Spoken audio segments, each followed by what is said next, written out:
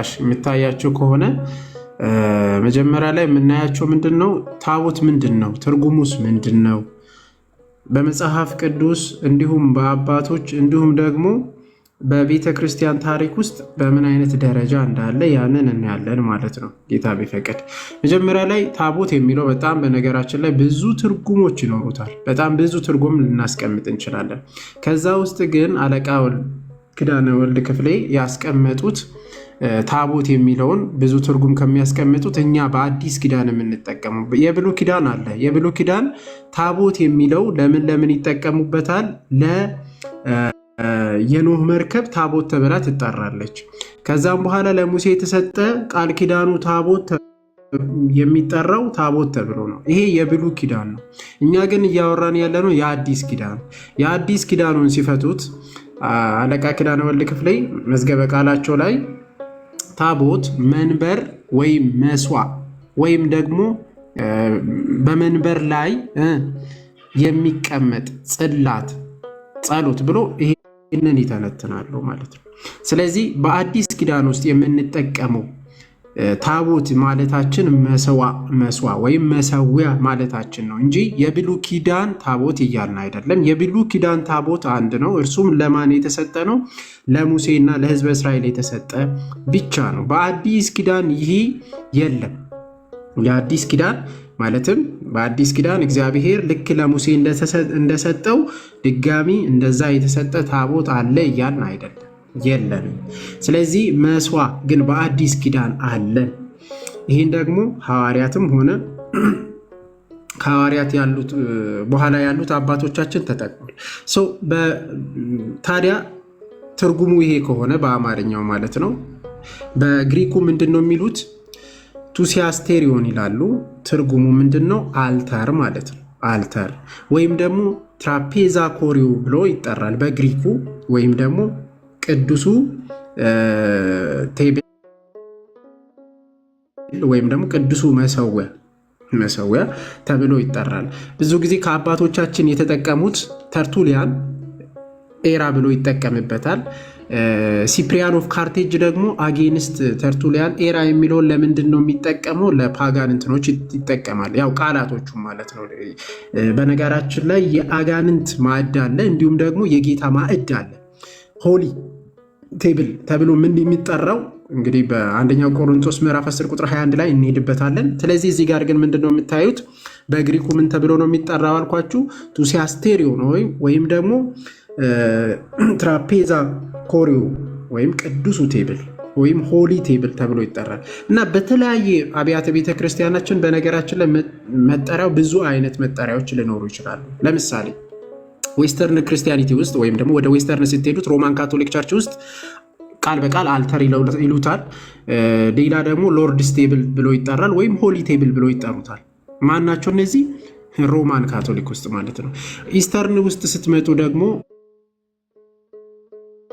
ምን ብሎ ይጠሩታል? ሆሊ ቴብል። ይሄንን አጊያ ትራፔዛ ወይም ደግሞ ቅድም ያልኳችሁ ይሄ ኦሪየንታልም ይጠቀሙበታል። የኛ ቤተክርስቲያን ታቦት መሰዊያ ወይም ደግሞ አጊያ ትራፔዛ ተብሎም ይጠራል ማለት ነው። ብዙ መጠሪያዎች ሊኖሩ ይችላሉ።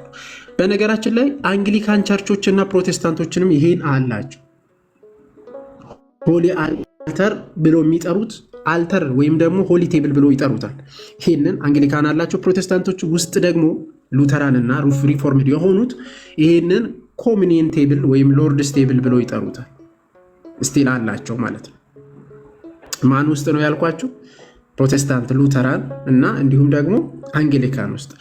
ከታች የለም እያላችሁ ያላችሁ ትላሳያ፣ ከዛ ሄዳችሁ ቴክ ታደርጋላችሁ። እስቲ በምስል ላሳያችሁ። ከዚህ ውስጥ አሁን የግሪክን በደንብ ተመልከቱ። ይሄ የግሪክ ታቦት ነው። የግሪክ ታቦት ወይም መሰዊያቸው ይሄንን ይመስላል። ይሄንን የት ነው የምታገኙት? ዘ ሆሊ ፕሌስ ሳንክቹሪ ኢን ዘ ቸርች ኦፍ ሴንት ቭላዲሚር ስኬቴ አት ቫላም ሞኒስተሪ። ይሄንን ኮፒ አድርጉና እስቲ ሰርች አድርጉ ከቻላችሁ። ዘ ሆሊ ፕሌስ ኢን ዘ ቸርች ኦፍ ሴንት ቭላዲሚር ይሄንን ታገኛላችሁ። ምን መሰዊያ ወይም ታቦት። የግሪክ ቸርች ነው ይሄ። የግሪክ ቤተክርስቲያን ውስጥ ይሄ አለ። ኦኬ ግሪክ ብቻ ነው? አረ ካቶሊክ ይሄንን አለ። የካቶሊክ ይሄንን ይመስላል። ይሄም የካቶሊክ ነው፣ ይሄም የካቶሊክ ነው። በካቶሊክ ውስጥ ምን አለ? ታቦት የሚሉት ወይም መሰዊያ አላቸው። በእኛ ቋንቋ በነገራችን ላይ ቅድምም እንደነገርኳችሁ መሰዊያ ታቦት ማለት በአዲስ ኪዳን መሰዊያ ተብሎ የሚጠራ ነው። መሰዊያ የጌታ ስጋና ደም የሚሰዋበት ነው። የጌታ ስጋና ደም የሚሰዋበት ነው። በካቶሊክ ዘንድም ይሄንን አላቸው። አለን ብሎ ነው የሚያምኑት። ኦኬ ካቶሊክ ብቻ ነው አይደለም። እና በሉተራን ዘንድ በደንብ ተመልከቱት። ሉተራን ዘንድ ይህን ታቦት አላቸው። እዚህ ላይ እንደምትመለከቱት ይሄ የሉተራን ነው። ሉተራኖች አለን። ይሄን ሰርች አድርጉት እሺ። ሉተራን ጂሰስ ቸርች ኢን ቫልቢ ከዛ የተወሰደ ነው። ኮፐንሃገን ሀገር ያላችሁ ወይም ደግሞ የምታውቁት ከኮፐንሃገን ይሄ የተወሰደ ታቦት አለን ይላሉ። መሰዊያ አለን ይላሉ። መሰዊያ አለን ቤት በአዲስ ኪዳን አለን ብሎ የሚያምኑት ማናቸው? ሉተራን። ኦኬ ሌላኛው ወደ አንግሊካን ስትመጡት ይሄው ምን እንደሚመስል በቅዱሳን ስዕላት ተሸብርቆ የመስቀል ምልክት ተደርጎበት ከላዩ እንደምትመለከቱት ይሄ አንግሊካን ቸርች ውስጥ ነው።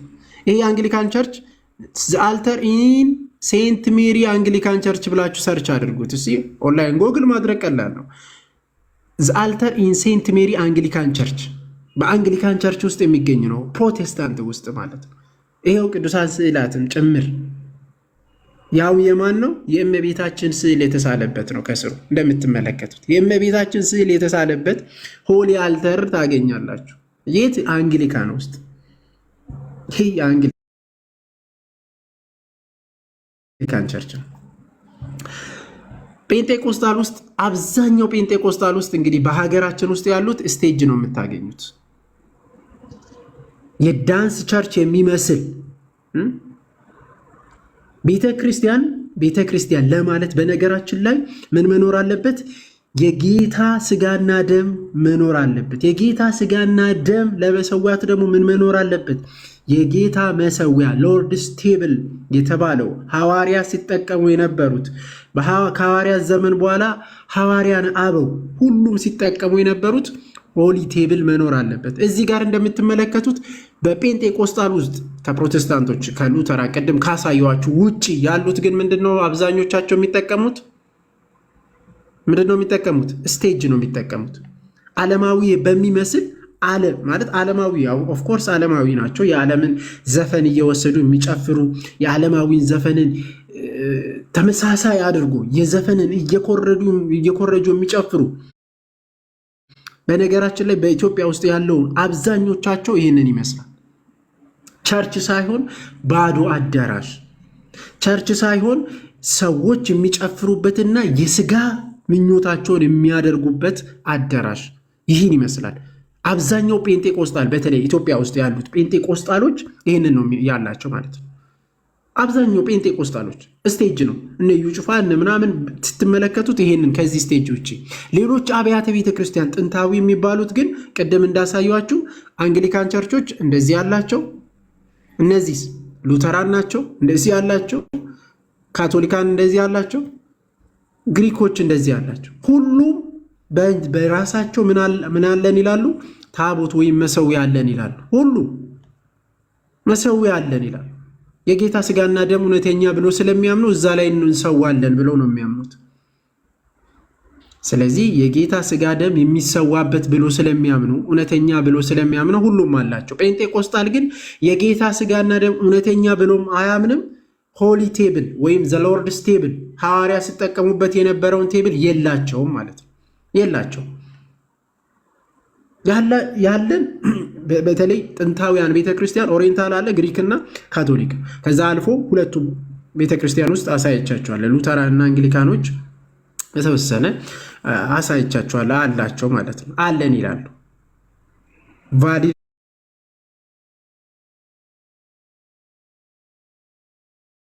ነው ቫሊድ አይደለም እሱ ሌላ ነው። የአንግሊካንም ሆነ የሉተራን እኛ ቫሊድ ስጋውና ደግሞ ቫሊድ ብለን አንቀበልም። አዝቻችም እኛ እንትን አንልም። ግን አለን ይላሉ እነሱ አለን ይላሉ። እሺ እንቀጥል እስቲ። በታቦት ላይ በነገራችን ላይ ይሄ ጥንታዊ ነው። ጥንታዊ ታቦት ላይ የሚሳለውና የሚቀመጠው አብዛኛው ላይ ይሄ ነው የምትመለከቱትን ማለት ነው። በጣም ብዙዎቹን ማሳየት ይቻላል። ሰርችን ማድረግ ትችላላችሁ። ይሄ ምንድን ነው ከተባለ ይሄ አልፋ ነው፣ በግሪኩ አልፋ ነው። ይሄኛው ደግሞ ኦሜጋ ነው። አልፋ ነው፣ ኦሜጋ ነው። ኤክስ ደግሞ ክ ናት። ያቺ መሃል ላይ ፒ የምትመስል ደግሞ ሮ ናት። ይህም አንድ ላይ ምንድን ነው? አልፋ ክርስቶስ፣ አልፋ ኦሜጋ።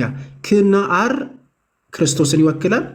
ኤ አልፋን ትወገላለች፣ ኦሜጋ ኢየሱስ ክርስቶስ አልፋና ኦሜጋ የሚለው ነው ታቦት ላይ የሚጻፈው። በነገራችን ላይ ኢየሱስ ክርስቶስ ምናችን ነው? አልፋና ኦሜጋ። ኢየሱስ ክርስቶስ አልፋና ኦሜጋ። ይሄንን ስም ነው ተሸክመን በነገራችን ላይ የምንወጣው። ይሄንን ስም ነው ታቦታትን ተሸክመን ስንወጣ ክርስቶስ በእውነት አልፋና ኦሜጋ። ፊልጵስዩስ ምዕራፍ 2 ቁጥር 10 ላይ የተጠቀሰው ጉልበት ያለው ሁሉ ለማን ይንበርከክ? ለክርስቶስ እንደሚንበረከክ የተጻፈበት ይህንን ስም ይዘን ነው የምንወጣው። አቤት የኛ መታደል! ክርስቲያኖች ይህን ስም ተሸክመን እንወጣለን። በልባችን እንሸከማለን። በታቦታት ላይ ተጽፎ በመሰዊያችን ላይ የጌታ ስምን ተሸክመን እንወጣለን። በፊት ለፊቱም እንንበረከካለን፣ እንሰግድለታለን። ለማ? ለጌታ ለኢየሱስ ክርስቶስ ስም። አዳኝ የሆነ አልፋና ኦሜጋ፣ የመጨረሻና የመጀመሪያ፣ እርሱ መጀመሪያና መጨረሻ የሌለው፣ የመጀመሪያም እርሱ ነው፣ የመጨረሻም እርሱ ነው። ሁሉን አሳልፎ የሚኖር እርሱ ጌታ ኢየሱስ ክርስቶስ። ስሙን ተሸክመን ከሀገር ሀገር እንሰደዳለን፣ እንዞራለን። ስለዚህ የጌታ ስጋና ደም የሚሰዋበት፣ የጌታ ስጋና ደም የሚሰዋበት የክርስቶስ ስም ያለበት ነው። ስለዚህ ታቦታት ሲወጡ በማን ፊት ለፊት ነው የምንበረከከው? በክርስቶስ ፊት ለፊት እንበረከካለን። ስለዚህ ቅድም እንደነገርኳችሁ ይሄ ምንድን ነው ያልኳችሁ? ክርስቶስ አልፋ ኦሜጋ። ክርስቶስ ምንድን ነው? አልፋ ኦሜጋ። ይሄ ስም ነው የተሸከምነው ማለት ነው። ይሄ ስም ነው አባቶቻችን የሚሸከሙት። ይህንን ነው ይዘን የምንወጣው። ከደብራት ሁሉ ቤተ ክርስቲያን ባለችበት ሁሉ ምን አለ? የክርስቶስ ስም አለ። የክርስቶስ ስም ደግሞ ምን ላይ ነው የሚጻፈው ነው ያልኳችሁ? በከበረ በሆሊ አልተር የምንለው ሎርድስ ኦፍ ቴብል የምንለው እዛ ላይ ነው የሚጻፈው። ከተጻፈ በኋላም በዛ ላይ ምን ይደረጋል? ጌታ ስጋና ደም ይሰዋበታል፣ ለእኛም ይሰጣል። ስለዚህ ይሄ አለ ማለት ነው። ብዙ ጊዜ በቅዱሳን ስም የሚሰየመው ቤተ ክርስቲያንም ሊሆን ይችላል። ቅድም የአንግሊካንን አሳይቻችኋለሁ። አሁን አንግሊካን ቸርችን ስትመለከቱት ሩቅ ሳትሄዱ ማለት ነው። አንግሊካን ቸርችን ቅድም ካሳየዋችሁ በደንብ ይዩት። የአንግሊካን ቸርች አሁን ለምሳሌ ይሄ ምንድን ነው? ታቦታቸው ወይም ደግሞ መሰዊያቸው ነው። መሰዊያቸው ነው። ቤተ ክርስቲያኑ ምንድን ነው ያልኳችሁ? ዘአልተር ኢን ሴንት ሜሪ አንግሊካን ቸርች ነው። ሰርች አድርጉት። ይህንን ስታገኙት ማንን ነው? የእመቤታችንን ስዕል ቅዱስ ገብርኤል ሲያበስራት የምታገኙት ነው። ይህ ስዕል እመቤታችንን ስሎበት ምን ላይ መሰዊያ ያለው? ማንን ለማስታወስ? ቤተ ክርስቲያኒቱ በማን ነው የሚጠራው? ሴንት ሜሪ። መሰዊያውስ የማን ነው? የክርስቶስ። የክርስቶስ የአምላካችን አልፋና ኦሜጋ የሚጻፍበት ነው። ስለዚህ መታሰቢያነታቸው ይደረግ ዘንድ የቅዱሳን ስሞች ሊደረግ ይችላል፣ ሊጻፍ ይችላል። ቅዱስ ሚካኤል ሊሆን ይችላል። ቤተክርስቲያኑ በጣም ብዙ ቤተክርስቲያን በዓለም ላይ ሊኖር ይችላል። በጣም በብዙ ቅዱሳን ቤተክርስቲያን ሊሰየም ይችላል፣ ሊጠራ ይችላል። ሁሉም ቤተክርስቲያን ግን የአንድ የክርስቶስ ቤተክርስቲያን እንጂ የተከፋፈሉት ቅዱሳን አንዱ የሚካኤል አንዱ የገብርኤል ምናምን የተከፋፈለ አይደለም።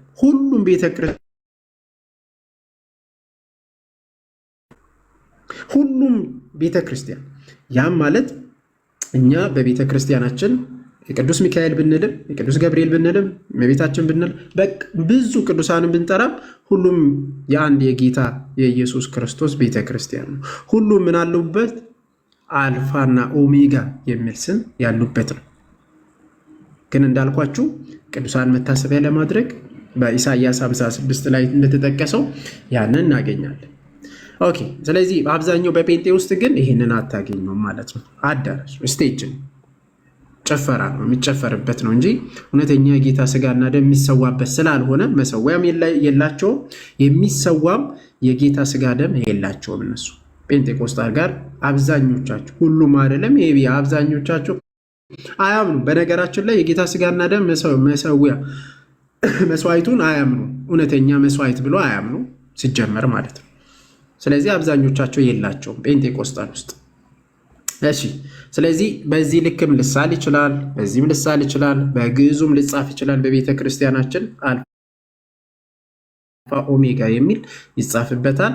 ከስር ደግሞ ፊልጵስዩስ ምዕራፍ 2 ቁጥር 10 የሚለው እሱም ከስም ሁሉ በላይ የሆነ ለጌታችን ለኢየሱስ ክርስቶስ ጉልበት ሁሉ እንደሚንበረከክ የሚጠቀስ ጥቅስ ነው። እዛ ይጻፋል ማለት ነው።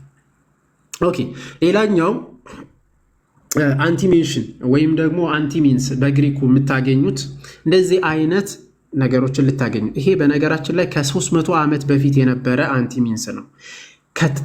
ከታቦቱ ላይ ወይም ደግሞ ከመሰዊያ ላይ አሁን ብዙ ጊዜ በውድ ወይም ደግሞ በእንጨት ከሚሰራው ወይም ከድንጋይ ከሚሰራው እኛን ልንጠቀም እንችላለን። ግሪክ ብትሄዱ ወይም ደግሞ ሲሪያ ብትሄዱ አንቲሚንስን ልታገኙ ትችላላችሁ። በጨርቅ የተሰራ ማለት ነው። ከጨርቅ የተሰራ እንደዚህ አይነቶችን ልታገኙ ትችላላችሁ። አንቲሚንስ ብዙ ጊዜ እኛ ጋር ጽላት ተብሎ ሊጠራ ይችላል። ይሄንን እዚህ ላይ እንደምትመለከቱት in the church of the Syriac tradition a wooden tablet ታብላቴው ይህንን ታብሊቶ ብሎ ነው የሚጠሩት ማለት ነው። ታብሊቶ ብሎ የሚጠሩት ሲሪያኮች ናቸው። ሲሪያኮች ሲሪያን ቸርች አንጾኪያ ብትሄዱ ታብሊቶ ብሎ ይጠሩታል። ሊታርጂካል ኢኩቫለንት ኦፍ ዘዋት አንቲሜንሽን ከአንቲሜንሽን ጋር ወይም ደግሞ ከዚህ ውደን ነው እነሱ ሲሪያክ ትራዲሽን ውስጥ የምታገኙት ከእንጨት የሚሰራ ነው ማለት ነው። ወደ እኛ ብትመጡት በደንብ ተመለከቱት እስቲ ኢትዮጵያ ኦርቶዶክስ ተዋሕዶ ቸርች ማለት ነው። ዘታቦት ኢዝ ፋንክሽናሊ ሲሚላር ቱ ታብሊቶ።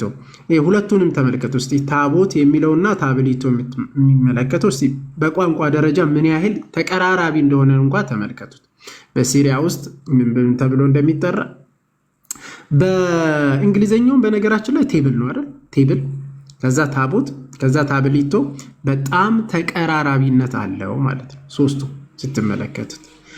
ስለዚህ በትራዲሽን ውስጥ በብዙ አብያተ ቤተ ክርስቲያናት ይሄንን እናገኛለን። ኦልሞስት ኦል አላቸው ማለት ነው አላቸው። ይህንን በግሪክ ውስጥ ስትሄዱት በነገራችን ላይ ቅዳሴ ሲቀደስ ሁል ጊዜ መውጣት አለበት። ያለ አንቲሜንስ አይቀድሱ። ይሄንን አንቲሚንስ ወይም ደግሞ አሁን ያልኳችሁ ታብሊቶ የሆነው ነው ከእንጨት የተሰራ። እሱን ካስቀመጡ በኋላ ከላዩ የጌታ ስጋና ደምን ያስቀምጡና መስዋዕቱን ያደርጋሉ ማለት ነው እንጂ እንዲያው ዝም ብሎ ታቦት በሌለበት ዝም ብሎ አይሰውም። የለም። እሺ ኦኬ። ታዲያ ወደ መጽሐፍ ቅዱስ እንምጣና በመጽሐፍ ቅዱስ ሐዋርያት አለን ብሏል? መሰዊያ አለን ብሏል ወይ? ነበራቸው ወይ? አዎ ነበራቸው። ሎርድስ ኦፍ ቴብል ነበራቸው? አዎ ነበራቸው። በፕሮቴስታንት ዘንድ በተለይ ጴንጤቆስጣል አሁን የሚያሾፍበት ሐዋርያት ግን ነበራቸው። በብሉይ ኪዳን ውስጥ የነበሩ ካህናት ከዚህ ከአዲስ ኪዳኑ ገብቶ ሊበሉ የማይችሉት ካላመኑ ማለት ነው። ካመኑ ገብቶ መብላት ይችላሉ፣ ግን ካላመኑ ገብቶ የመብላት መብት የላቸውም ብሎ ቅዱስ ጳውሎስ የተናገረውን መሰዊያ አለን ብሎ ቃል በቃል ተናግሮ ነው። እስቲ እንመልከት ከመጽሐፍ ቅዱስ። እሺ ዕብራውያን ምዕራፍ 13 ቁጥር 10 ዕብራውያን ምዕራፍ 13 ቁጥር 10 አንብቡ። ምን አለ ቅዱስ ጳውሎስ? መሰዊያ አለን ከእርሱም አለ ሊበሉ ድንኳኒቱን የሚያገለግሉ መብት የላቸው።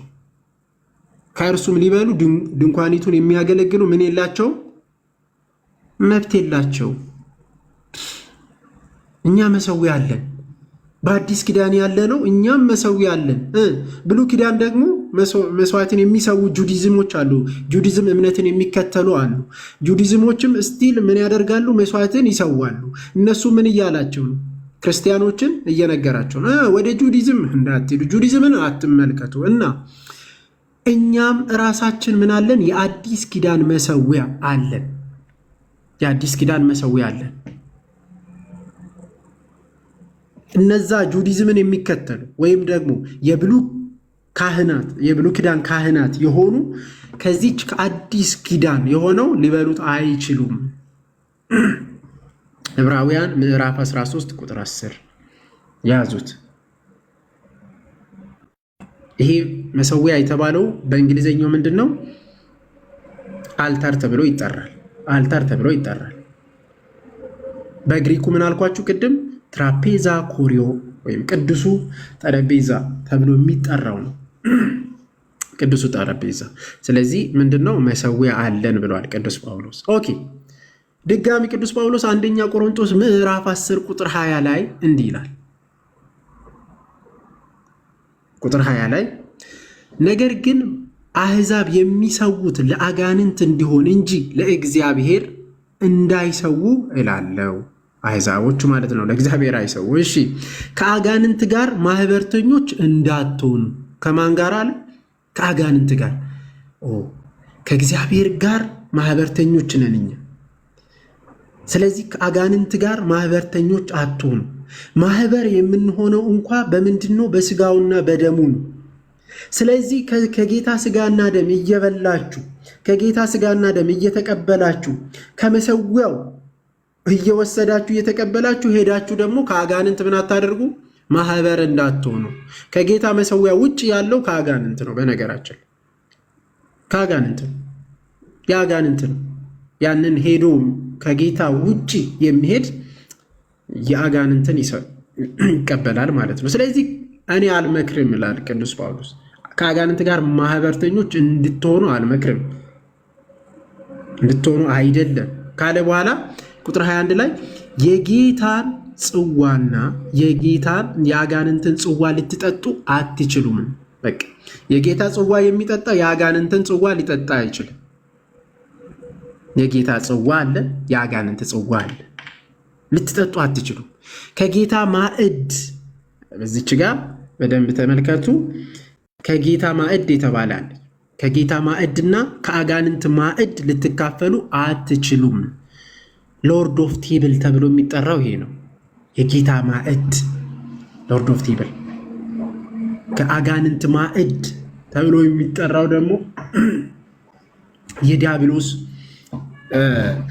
ማዕድ ማለት ነው። ከዛ የሚካፈል ቢኖር ከሁለቱ ልትካፈሉ ስለማትችሉ፣ ስለዚህ ይሄ ሎርድስ ኦፍ ቴብል የጌታ ጠረጴዛ የጌታ ጠረጴዛ ተብሎ ይጠራል። እሺ፣ የጌታ ጠረጴዛ ቅድም እንዳልኳቸው በግሪኩ ትራፔዛ ኮሪዮ የተባለው ማለት ነው። ስለዚህ ሐዋርያት ነበራቸው። ሐዋርያት የሚሰዉበት የጌታን ስጋና ደም የሚሰዉበት መሰዊያ ነበራቸው፣ ወይም ደግሞ ቅዱሱን የጌታ ጠረጴዛ ነበራቸው። ሆሊ አልታር ነበራቸው።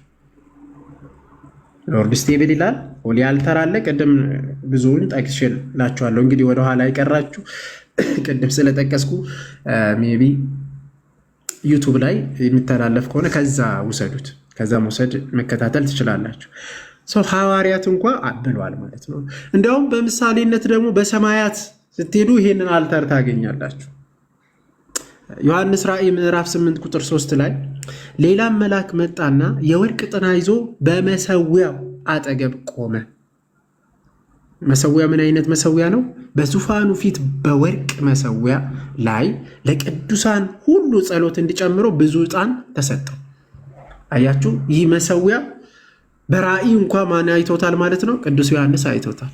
ያሁም ዕጣን የሚቀርብበት፣ ያሁም የቅዱሳን ጸሎት ሁሉ ወደዛ የሚያደርግበት ማለት ነው። ይቺን ዮሐንስ ይቺን ቤተ መቅደስ በራእዩ ሲያያት የነበረ መሰዊያ ያላት ናት። በምድር ያለችዋም እኛም የጌታ ቤተ ክርስቲያን የሆነች ሁሉ መሰዊያ አላት። የምትቀድስ ቤተክርስቲያን ነች። አሌክሳንደር ሽሜመን እንዳሉት ማለት ነው። ቤተክርስቲያናችሁን ግለጹ። ምንድን ነው ቤተክርስቲያን? የምትቀድስ ቤተክርስቲያን፣ በቃ የምትቀድስ ቤተክርስቲያን፣ እግዚአብሔርን የምታመሰግን ቤተክርስቲያን፣ መሰዊያ ያላት መስዋዕትን የጌታ ስጋና ደምን የምታቀርብ ቤተክርስቲያን ነች ማለት ነው። በመጽሐፍ ቅዱስ አዎ ሐዋርያት መሰዊያ አለን ብሎ ተናግሮናል። የጌታ ጠረጴዛ ወይም ደግሞ ሎርድስ ኦፍ ቴብል ተብሎ ተጠርቷል። አልተር ተብሎ በጣም ብዙ ቦታ ተጠቅሷል። ሐዋርያት አለን ብሏል። ከሐዋርያት በኋላ ያሉት ለምሳሌ አንድ አባት ልጥቀስላችሁና ሜቢ ወንድሞች ሲመጡ እንትን ማለት እንችላለን። ፈርስት ሰንቸሪ ውስጥ ከነበረው ከታላቅ አባት ኢግናሺየስ ኦፍ አንቶክ ምን ይላል መሰላችሁ? ማለት የማን ደቀ መዝሙር ነው? እስቲ መልሱልኝ። ኢግናሺየስ ኦፍ አንቶክ ፈርስት ሰንቸሪ ውስጥ የነበረ ፈርስት እና ሰከንድ መሀል የነበረ ታላቅ አባት የማን ደቀ መዝሙር ነበር? የማን ደቀ መዝሙር ነበረ?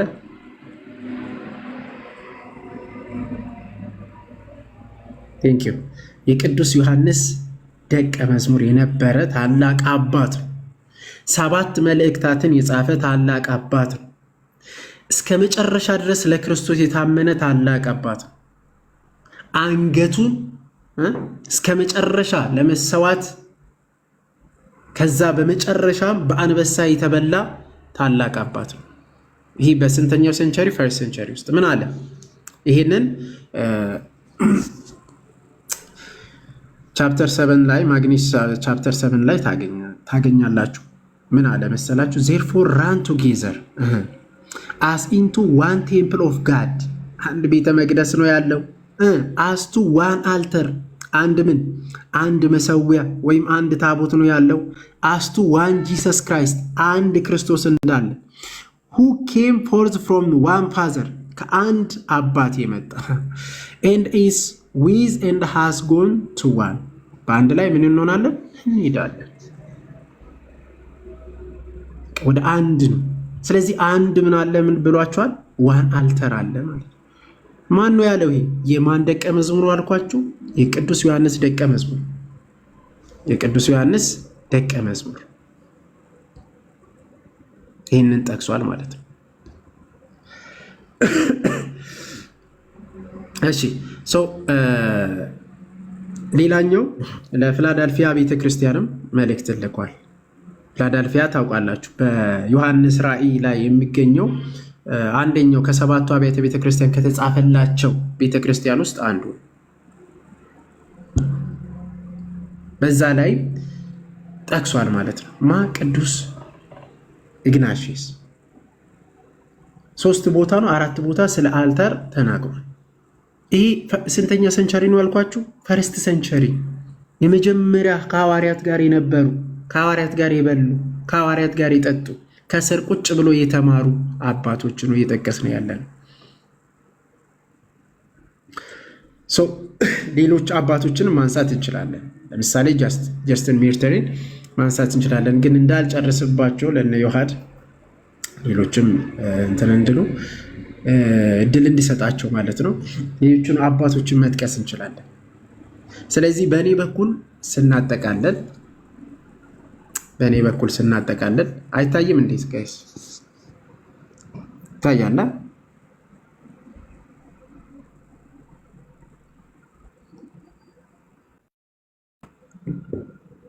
ይታያል አይደል? ይታያችኋል ብዬ አስባለሁ። ይታያል። ያ ስለዚህ ይሄ ቻፕተር ለኤፌሶን በላከው ቻፕተር 5 ላይ እንዲሁ ቻፕተር 7 ላይ ታገኙታላችሁ። ሌሎችንም መጥቀስ ይቻላል እና ዮሐዴ ቀጣይ ሌሎች አባቶች ላይ ትሄዳለች። እኔ በዚህ በኩል ላጠቃልልና ማለት ነው። በአጠቃላይ ምን እያልኳችሁ ነው? በመጽሐፍ ቅዱስም ሆነ በአባቶች ዘንድ እንዲሁም በኤርሊ ክርስቲያኒቲ ውስጥ ታቦት ወይም ደግሞ መሰዊያ እንዳልኳችሁ በአዲስ ኪዳን ታቦት የሚለውን ለብሉይ ኪዳን አንሰጥም። ብሉይ ኪዳን በአዲስ ኪዳን ያለውን አይደለም፣ አንድ አይደለም። በብሉይ ኪዳን ውስጥ ያለው እንዳልኳችሁ ታቦት ተብሎ የሚጠራው መጠሪያውን አንድ ጊዜ ይችን ብቻ ላሳያችሁ። እስቲ ታቦት የሚለው መጠሪያውን ላሳያችሁና እሺ፣ ያው ያ አለቃ ኪዳነ ወልደ ክፍሌ እስቲ እዚህ ላይ እዩት አንድ ጊዜ ታቦት የሚለውን ትርጉም በብሉይ ኪዳን በአዲስ ኪዳን አድርጎ ይህንን በደንብ ያብራሩታል። ቅድምም አንስቼላችኋለሁ። ታየ ይሆን? ታያለ? እሺ ታቦት ምን ይላሉ? መርከብ፣ ሳጥን፣ ሙዳይ ምጽዋት፣ ሙዳይ ከዛ ምጥን ነው ምውት ብሎ ይገልጻሉ ማለት ነው። መርከብም ይሆናል፣ ሳጥንም ይሆናል፣ ሙዳይ። ይሄ በብሉይ ኪዳን ውስጥ የተጠቀሰ ነው። ሌላም ታቦት ለማን የተሰጠ? ለሙሴ የተሰጠ መሆኑንም ሲገልጹ ምን ይላሉ? የቁም ሳጥን፣ 10ቱ ቃላት የተጻፈባቸው የሁለቱ ጽላት ማህደር ታቦት ብሎ ይገልጻሉ። ይሄ የብሉይ ኪዳኑ ነው። እዚህ ጋር እንደምትመለከቱት የአዲስ ኪዳኑ ግን ሲገልጹት እዚህ ጋር በደንብ እንደምትመለከቱት ታቦት ማለት መንበር፣ መስዋዕ፣ በመንበር ላይ የሚቀመጥ ጽላት፣ ጸሎት እያሉ ይቀጥላል። ስለዚህ የትኛው ነው በአዲስ ኪዳን የምንጠቀመው? እነዚህ የብሉይ ኪዳኑ ነው አይደለም። ታዲያ በአዲስ ኪዳን መስዋዕ ወይም ደግሞ መሰዊያ የምንለው ነው ማለት ነው። መሰዊያ የምንለውን የምንጠቀመውን ሆሊ አልተር የተባለውን እንጂ የብሉይ ኪዳኑን ታቦት እያልን አይደለም። ታቦት ተብሎ የሚጠራው የአዲስ ኪዳኑ መሰዊያ የምንለው እንጂ ለብሉይ ኪዳን አይደለም ማለት ነው። በደንብ ከተረዳችሁኝ ያንን በደንብ ልትረዱ ይገባል። በቃ የብሉይ ኪዳን እያልን አይደለም። የብሉይ ኪዳን ታቦት የለንም። ለቅርስነት አንድ ካለን ከዛ ውጪ አንድም የብሉይ ኪዳን ታቦት አለ ያለ ቤተክርስቲያን የለም።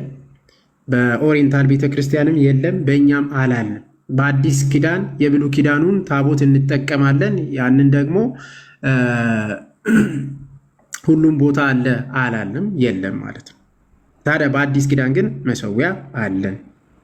ከሐዋርያት ጋር እንደዛ እንላለን። ለቅርስነት እንዳልኳችሁ አንድ ያለ ነው። እሱም ራሱ ለአዲስ ኪዳን አንጠቀምበት።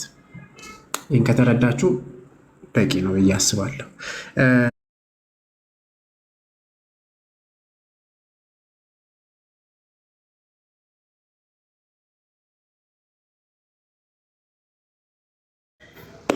ስለዚህ ያልገባችሁ ሁሉ ምናምን መጠየቅ ትችላላችሁ። እድሉን እንሰጣችኋለን። እግዚአብሔር ይስጥልን። ዮሐዴ ሜይ ቢ የቀረውና አንዳንድ አባቶችን ከኢግናሽየስ በኋላ ያሉትን ማሳየት ትችላለህ። ፕሮዎች ትገባላችሁ። እስቲ ከፔንቴኮስታል በአብዛኞቻችሁ ፔንቴኮስታል ናቸው። አክቹዋሊ ሉተራን እና ሜይ ቢ አንግሊካን ምናምን የሆኑት በዚህ ላይ ብዙም አይከራከሩም። የሚከራከሩት እነዚህ ናቸው። ስቴጅ ብቻ ያላቸው ጭፈራ ላይ ያሉት በየቦታ የሚጨፍሩ ናቸው። አብዛኞቻቸው የላቸው። ግን ገብታችሁ መጠየቅ ትችላላችሁ። እስቲ ፔንቴኮስታሎች እድል እንሰጣችኋለን። ለክርስቲያኖች ያልገባችሁ ካላችሁ ገብታችሁ መጠየቅ ትችላላችሁ። ለእናንተ እድል እንሰጣችኋለን። ዮሐዴ ይቀጥል።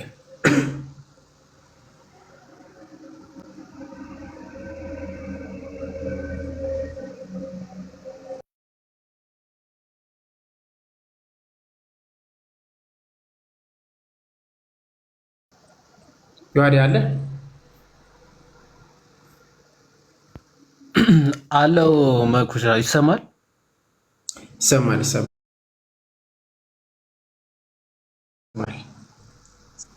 መቀጠል ትችላለህ። ኦኬ።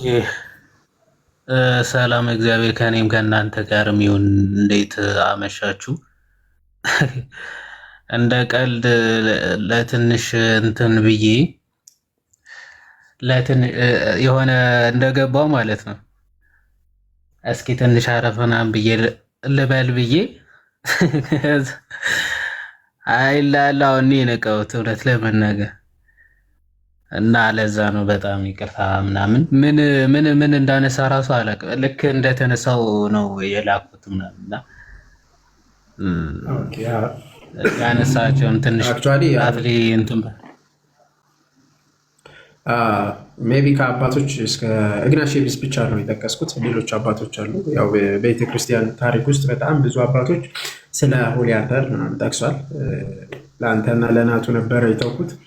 ከዛም በላይ የነበሩት በመጽሐፍ ቅዱስ ውስጥ የተጠቀሰው እንዲሁም ደግሞ አሰራሩ፣ ይዘቱ ምንድን ነው፣ የሚጻፍበት ምንድን ነው፣ ትርጉሙ ምንለው በቤተክርስቲያናችን እኛ እንዲያው መሰዊያ ስንል ታቦት ስንል ምን ማለታችን ነው የሚለው ያንን ያብራራው ነበር። አሁን ላይ ሜቢ ከተዘጋጀ ችግር የለውም።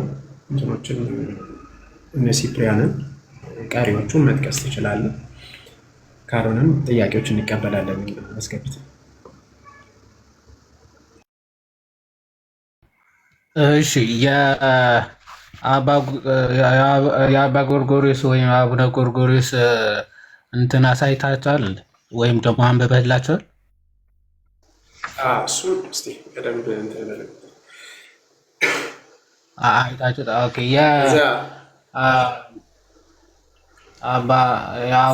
የአባ ጊዮርጊስ እንትንስ አርጋኖን ላይ ያለው ማለት ነው ትርጉሞቹ ምናምን በደንብ እንትን ብላችኋል? የሁለቱንም አልጠቀስኳቸውም። እነሱ ትይዙላቸው። ኦኬ። የቱን አይነቱ የአቡነ ጎርጎርዮስ አለ አይደል? እሱን አንብበላቸው። ሁለቱንም አላነበብኩም። ስለዚህ እሱን አንብበላቸው። ኦኬ። እሺ፣ አንዴ ጠብቁ። እሺ ጠብቁ። ሁላችሁ እንዳትሄዱ። ያልገባችሁ ያላችሁ ጠይቁ፣ ትጠይቃላችሁ ምናምን። ስለዚህ ጠብቁ። ክርስቲያኖችን ፕሮቴስታንቶችን አትሄዱ። ያ ማለት ብዙ ጊዜ የሚያስቸግረውን ምንድን ነው እንትን ስንላቸው ይሄ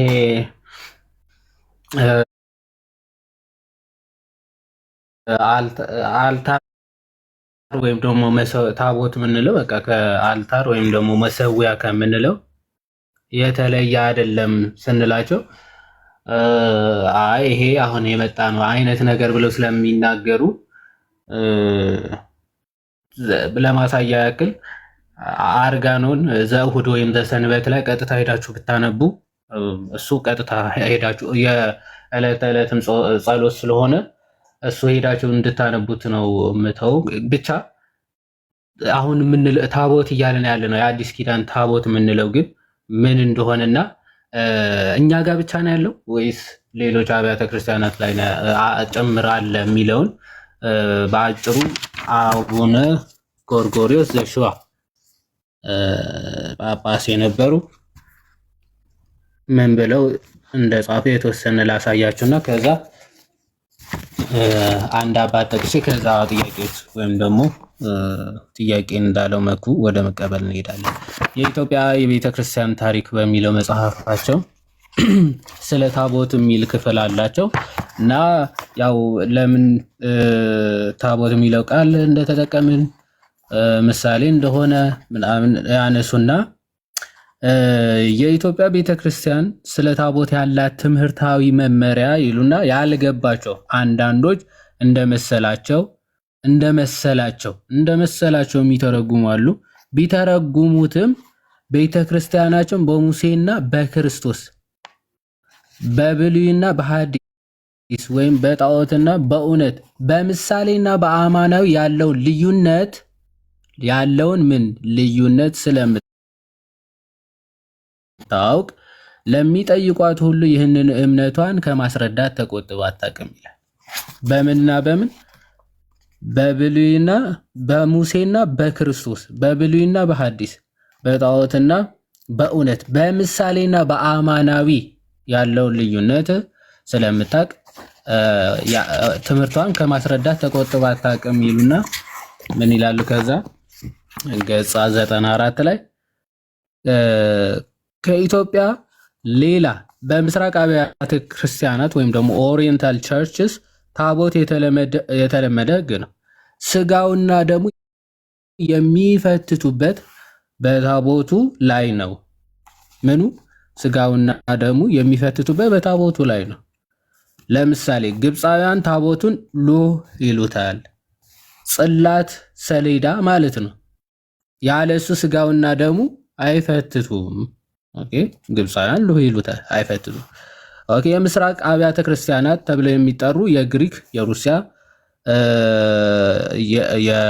የሮማንያ እና ሌሎቹ ወደ ክርስቲያን የተመለሱ ከአረማውያን ስለሆነ የታቦቱ ምስጢር ቀጥታ ይሄ አሁን የምንጠቀመውን ሳይሆን መንበር ፈንታ ከመንበር የማይነሳ እንደ ታቦት የሚከበር የጌታ የስቅለቱን ወይም ደግሞ የግንዘቱን ስዕል ያለበትን የነጭ ሐር መጎናጸፊያ አላቸው፣ የማይንቀሳቀስ ማለት ነው። ያለሱ ደግሞ ምን ስጋውና ደሙ አይፈትቱ።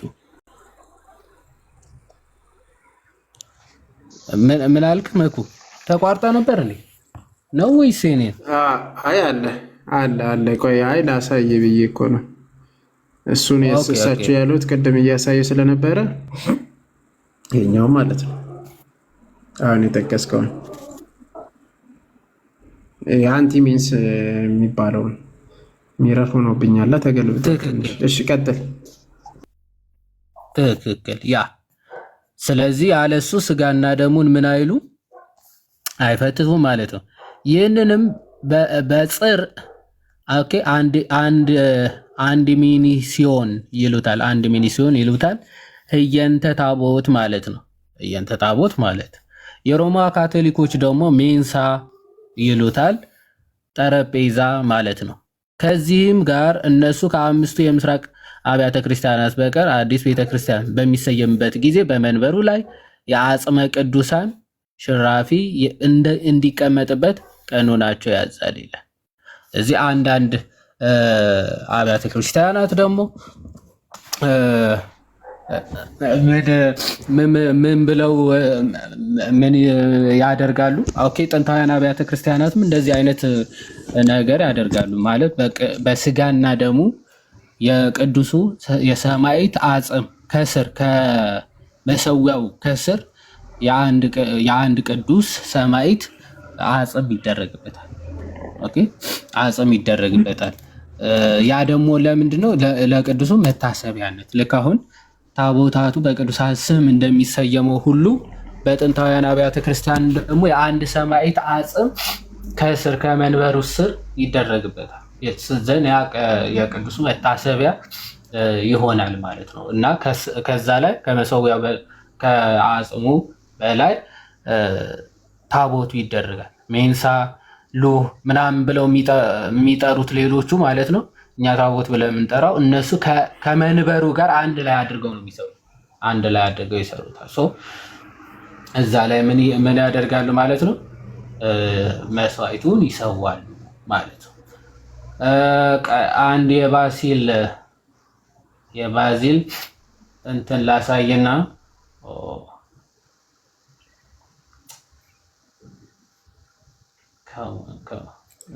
አልከፍት እንዳይላይ ብቻ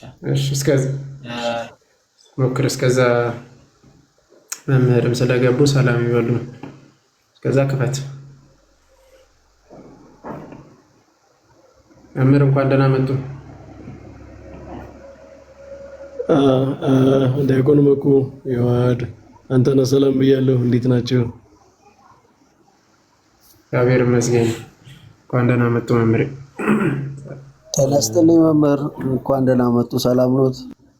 እግዚአብሔር ይመስገን። ዛሬ ወሳኝ ርዕስ ይዛቸዋል። ሰሞኑ እንግዲህ ጥምቀት ስለደረሰ ብዙ ፕሮቴስታንት ቤት እየተንጫጩ ነውና እያሳየን ነው። የራሳቸውን በራሳቸውም እየተሳደቡ እንደሆነ ሌሎቻቸውን አብያተ ቤተክርስቲያን ብለው የሚጠሩትን ማለት ነው። አይጥር ይዋድ አቋርጠ ነው አይደል? ልቀጥል። አንድ እኔም እንትን ለማሳየት ቀጠለና እኔም አንድ ነገር ማሳየ ይኖረኛል። እሺ መምህር ቀጥል ያለ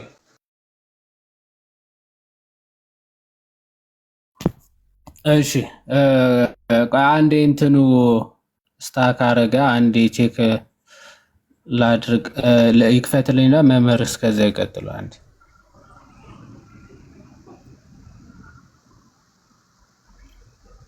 እሺ ሰላም ብያለሁ መምህር።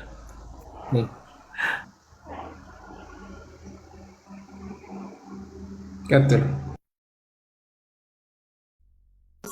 መምህር በረከት እርሶ ይቀጥሉ። እየተናገርኩ ነው። ሚዩት ነው። እሺ ሚዩት አድርጌ ነው። ይሄ የፋዘር ቴዎድሮስ መላታዊ መጽሐፍ ነው። አይ ቲንክ ታውቁታላችሁ። ገጽ 14 ላይ የመጽሐፉ ርዕስ ዲክሽነሪ ኦፍ ቸርች ተርምስ ነው የሚለው። የግብፅ ቤተክርስቲያን በቤተክርስቲያን አገልግሎት ውስጥ ያሉ የንዋያተ ቅድሳትም የሌሎችም ዲክሽነሪ ነው እና ገጽ 14 ላይ ምን ይላሉ መሰላችሁ? አርክ ስትሮን ይላል እና a wooden box that is put on the altar for preserving the chalice during the liturgy ይላል። በቅዳሴ ጊዜ ጽዋውን የሚይዝ አልታሩ ላይ የሚቀመጥ ተንቀሳቃሽ መሸወያ ማለት ነው። የሚንቀሳቀስ ነው። እኛ ታቦት የምንለው እነሱ ጋር አርክ ነው የሚል ስሙ ራሱ አርክ ነው የሚለው። በአረበኛው ታቦት ነው የሚለው። ወይዘው አረበኛና ግዕዝያው በጣም ስለሚቀራረቡ እና አሁን ይሄ እንግዲህ የግብፅ ቤተክርስቲያንን መቼም በኦሪታዊነት የሚከሳት የለም። እኛን ያው የኢትዮጵያ ቤተክርስቲያንን የኦሪት ስርዓት ነው የሚከተሉ ይላሉና የግብፅ ቤተክርስቲያን አርክ የምትለው ታቦት የምትለው መሰዊያ የምትለው ይሄ ኦሪታዊነት ስላለባት ነው ወይ ብለን እንጠይቃለን። እና ሌላ አንድ መጽሐፍ አውጥቼው ነው እንጂ ይሄን በአረበኛ ታቦት ይላል። ታቦት ነው የሚሉት እና አሰራሩም ቅርጹም ምኑም አገልግሎቱም አንድ ነው። እነሱ እንግዲህ የሚለየው ምንድነው? እንደኛ ነፃነት ስለሌላቸው እንደዚህ ወጥቶ በዓል ማክበር በጥምቀት ሲሆን ክርስቶስ ከገሊላ ወደ ዮርዳኖስ ሄደ የሚለውን ተከትለው ወደ ባህር ወርዶ ስለማያከብሩ በጥንት ዘመን እንደውም እንዲህ አይነት ነገርም ነበረ ይባላል። አሁን ግን ያሉበት ሁኔታ በጣም አስቸጋሪ ስለሆነ እንደዚህ ስለማይችሉ እንደኛ ታቦት ተሸክመው ወደዛ ወደ ጥምቀተ ባህር ሲሄዱ ስላላዩአቸው እንጂ ተንቀሳቃሽ መሰዊያ አብያተ ክርስቲያናት ጋር አለ እና እኛም በነገራችን ላይ የጥምቀት ባህር ታቦት ይዘን የምንሄደው ለመቀደስ ነው። ያለ ታቦት ስለማይቀደስ ነው። ዝም ብለን ተሸክመን ለማሳየት የሚመስላቸው ሰዎች አሉና ቅዳሴ የሚቀደስ ከሆነ ግዴታ ታቦቱ አብሮ መኖር አለበት። ያለ መሰዊያ ቅዳሴ ስለማይቀደስ ቅዳሴ ወደሚቀደስበት ቦታ መሰዊያውን ይዘን እንሄዳለን ነው። ስለዚህ ዋናው ጉዳይ ቅዳሴ ነው። ግን አንድ ተጨማሪ ዲዮናሲዮስ የአሪዮስ ፋጎሱ ዲዮናሲዮስ በጥንት ቤተክርስቲያን የሚታወቅ አንድ መጽሐፍ አለ። 5ኛው ክፍለ ዘመን አካባቢ ምናምን ይላሉ እና እሱ ላይ እንግዲህ 5ኛው ክፍለ ዘመን ማለት ኦሬዲ ሁሉም አብያተ ክርስቲያናት መሰዊያ ያላቸው በዛ ዘመን ማለት ምንም ኮንትሮቨርሲ የለም። አሁን አንደኛው ሁለተኛው ክፍለ ዘመን ላይ ሰዎች እንደሚያነሱት አለ የለም ብለው እንደሚጠይቁት 5ኛው ክፍለ ዘመን ላይ ማንም ሰው ሊጠይቅ አይችልም። 5ኛው ክፍለ ዘመን ላይ መሰዊያ የሌለው ቤተክርስቲያን ብሎ የሚከራከር ሰው በቃ ከታሪክ ጋር የተጣላ ሰው ነው ማለት ከሚታይ ታሪክ ጋር ማለት ነው። እና 5ኛው ክፍለ ዘመን ላይ ይሄ ሰው ሲጽፍ ምን ይላል? መሰዊያችን ክርስቶስ ነው ይላል። አሁን ይሄንን ለምንድን ነው ያነሳሁት? መሰዊያችን ክርስቶስ ነው እያሉ ጥንታውያን አባቶች ግን መሰዊያ አላቸው። አሁን ፕሮቴስታንቶቹ መሰዊያችን ክርስቶስ ነው ስለዚህ አያስፈልገንም ነው አይደል የሚሉት? ወይም ታቦታችን ክርስቶስ ነው አያስፈልገንም ነው የሚሉት። አባቶች ግን ታቦታችን ክርስቶስ ነው ግን ያስፈልገናል መሰዊያ ነው የሚሉት። ለምን? ክርስቶስ ምንድነው በካህኑ በኩል ሆኖ ክህነቱን እንደሚፈጽም በህብስትና በወይኑ ላይ ሆኖ ደግሞ ስጋውና ደሙን እንደሚሰጥ የክርስቶስ ታቦትነት መሰዊያነት የሚገለጥበት የሆነ ነገር ያስፈልጋል። ስለዚህ ቤተክርስቲያን በዚህ በታቦት በመሰዊያ ንዋያተ ቅድሳት ላይ የክርስቶስን ስም ትጽፍበታለች። የክርስቶስን ስም ነው የምትጽፍበት። ለምን? የክርስቶስን አገልግሎት ነው እያገለገለ ያለ። በጣም ሚስቲካሊ በጣም በጥልቁ ስናየው መሰዊያ ክርስቶስ ነው። ግን ክርስቶስ መሰዊያ ነው ማለት በቤተ ክርስቲያን መሰዊያ አያስፈልግም ማለት አይደለም። አያችሁ አሁን ይሄ እንትን ላይ ያለው አይነት ነው ሎጂኩ። ሁለተኛ ጢሞቴዎስ ላይ ያለው ክርስቶስ አማላጃችን ስለሆነ ሌላ አማላጅ አያስፈልገንም ይላሉ አይደል? መጽሐፉ ግን ምንድነው የሚለው?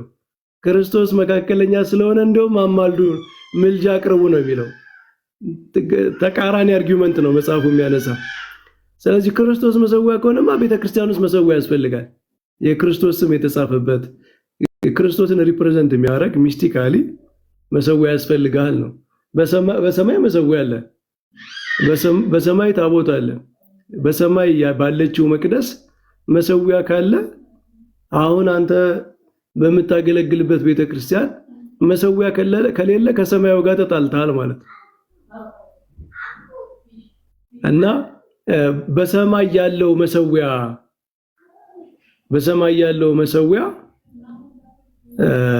ለምን አያስፈልግም አይልም አንድ ሰው ተነስቶ። በሰማይ በመሰዊያው በታች ከመሰዊያው በታች ነፍሳትን አየሁ ይላል ራዕይ ዮሐንስ ላይ። እና በሰማይ ደግሞ መሰዊያ ምን ያደርጋል ለምን አይልም ተነስቶ። በሰማይ ሲከፈት ታቦት አየሁ ይላል። በሰማይ ታቦት ምን ያደርጋል ለምን አይልም። በሰማይ ካለ በምድር ለምንድን ነው የሚደብረው? ሁሉም ከክርስቶስ ጋር ግን ሚስቲካሊ የተገናኘ ነው። ከክርስቶስ ጋር የማይገናኝ ንዋያተ ቅድሳት የላትም ቤተክርስቲያን።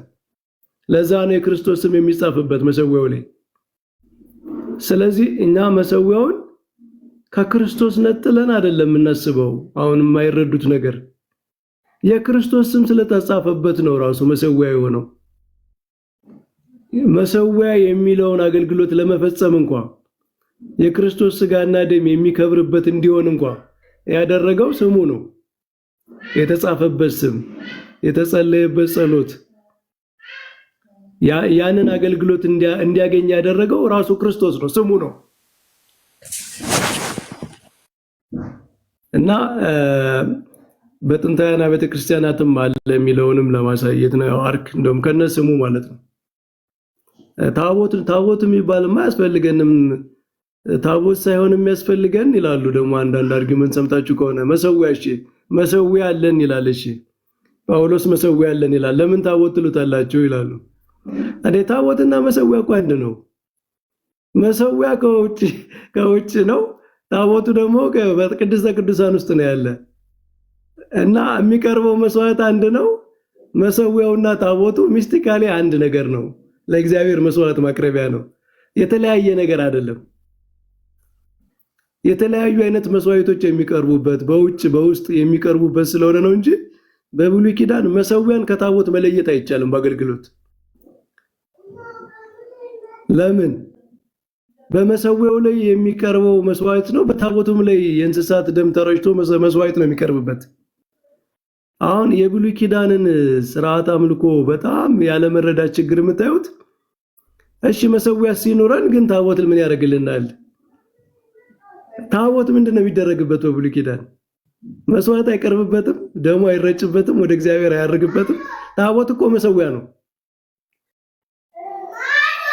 እና የሁሉም መጠቅለያ ግን ክርስቶስ ነው። ስለዚህ ቤተክርስቲያናችን በጣም ሚስቲካል በጣም ጥልቅ መሆኗን የምታዩት ከታቦቱ ላይ የክርስቶስን ስም መጻፏ ነው። በቃ ሁሉም ነገር በሐዲስ ኪዳን ፐርፌክሽን የሚያገኘው ቅዱስ ጳውሎስ ዕብራውያን ላይ ምን ይላል? በሰማይ ያሉት እንኳን ከዚህ በሚበልጥ መስዋዕት ሊቀደሱ ይገባል ይላል ክርስቶስን። ስለዚህ ማንኛውም በቤተ ክርስቲያን ላይ ያለ ንዋያተ ቅድሳት የሚቀደሰው በክርስቶስ ስም ነው። የክርስቶስ ስም የማይጠራበት በክርስቶስ ስም የማይከብር ንዋያተ ቅድሳት የለም። እና መሰዊያችን ላይ ታቦታችን ላይ የክርስቶስ ስም ነው ያለው። አሁን እኔ በጣም የማይገባኝ ነገር የክርስቶስ ስም የተጻፈበትን ንዋያተ ቅድሳት ሰው እንዴት ያናንቃል? የክርስቶስ ስም የተጻፈበት ነገር ሲከበር እንዴት ታከብሩታላችሁ ብሎ እንዴት ሰው ይቃወማል? ያከበረው እኮ ስሙ ነው፣ ለስጋው ደግሞ አገልግሎት እንዲውል እንደዛ ነው። ለምን ካህናት ለምን ይሸከሙታል ምናምን ይላሉ ደግሞ አይደል? ሰምታችሁ ከሆነ ለምን ትሸከሙታላችሁ እንዴ? የክርስቶስን ስም ያልተሸከምን ማንን ነው የምንሸከመው ታዲያ? የክርስቶስን ስም ካልተሸከምን ከኛ ከፍ ካላለ መሸከም ማለት እኮ አንድን ነገር ራስ ላይ መሸከም ማድረግ ማለት ከኔ ከፍ ያለ ነው ማለት ነው። ክብር ነው። እና ለምን ትሸከሙታላችሁ ማለት ለምን ታከብሩታላችሁ የሚል ጥያቄ ነው። ለምን ታከብሩታላችሁ ነው እያሉ እየጠየቁ ያሉት። በቤተ ክርስቲያን ካህናት የሚሸከሙት በጣም የሚከበር ነገር ነው። ወንጌል ለምሳሌ አይታችሁ ከሆነ ወንጌል በአትሮንስ ላይ ሆኖ አይደለም የሚነበበው። የቤተ ክርስቲያን ወንጌል በሰው ላይ ነው የሚነበበው። ሰው ይዞት ነው የሚነበበው። ሰው ተሸክሞት ነው የሚነበበው፣ ክብሩን ለማሳየት ማለት ነው። እና ወንጌል እኛ የሆነ ፐልፒት ላይ የሆነ ነገር ላይ አድርገን አይደለም የምናነብ። ቤተ መቅደስ የኦርቶዶክስ ቤተክርስቲያን ስርዓተ አምልኮ ካያችሁ ለማያውቁት ነው። ወንጌል የሚነበበው የሆነ ማስቀመጫ ላይ ሆኖ አይደለም፣ ሰው ተሸክሞት ነው፣ ሰው ይዞት ነው የሚነበበው፣ ክብሩን ለማሳየት ነው ማለት ነው። ታቦትም ካህናት የሚሸከሙት በታቦቱ ላይ የተጻፈውን ስም ለማክበር ነው። የማን ስም ነው? ሁሉም ጉልበት ሁሉ ለሱ ይንበረከካል። ጉልበት ሁሉ ለኢየሱስ ክርስቶስ ስም ይንበረከካል ተብሎ የተጻፈው ስም ነው። እሱን ለማክበር አንተ ከኛ በላይ ነህ፣ ከራሳችን በላይ ነህ ለማለት ነው። የቤተ ክርስቲያን ራስ ተብሏል ክርስቶስ። ቤተ ክርስቲያን ራሷ ክርስቶስ ነው። በራሷ ላይ ነው ክርስቶስን የምትይዘው ማለት ነው። እና እንደው አንዳንድ ሰዎች የማያውቁትን ባይቃወሙ፣ እንደው ለመቃወም ባይቸኩሉ፣ ለመንቀፍ ባይቸክሉ ጥሩ ነው። ቢማሩ ምንድነው ብለው ቢጠይቁ እግዚአብሔር ይስጥልኝ። ክብርልኝ ዲያቆን፣ ረጅም ሰዓት ወሰድክ።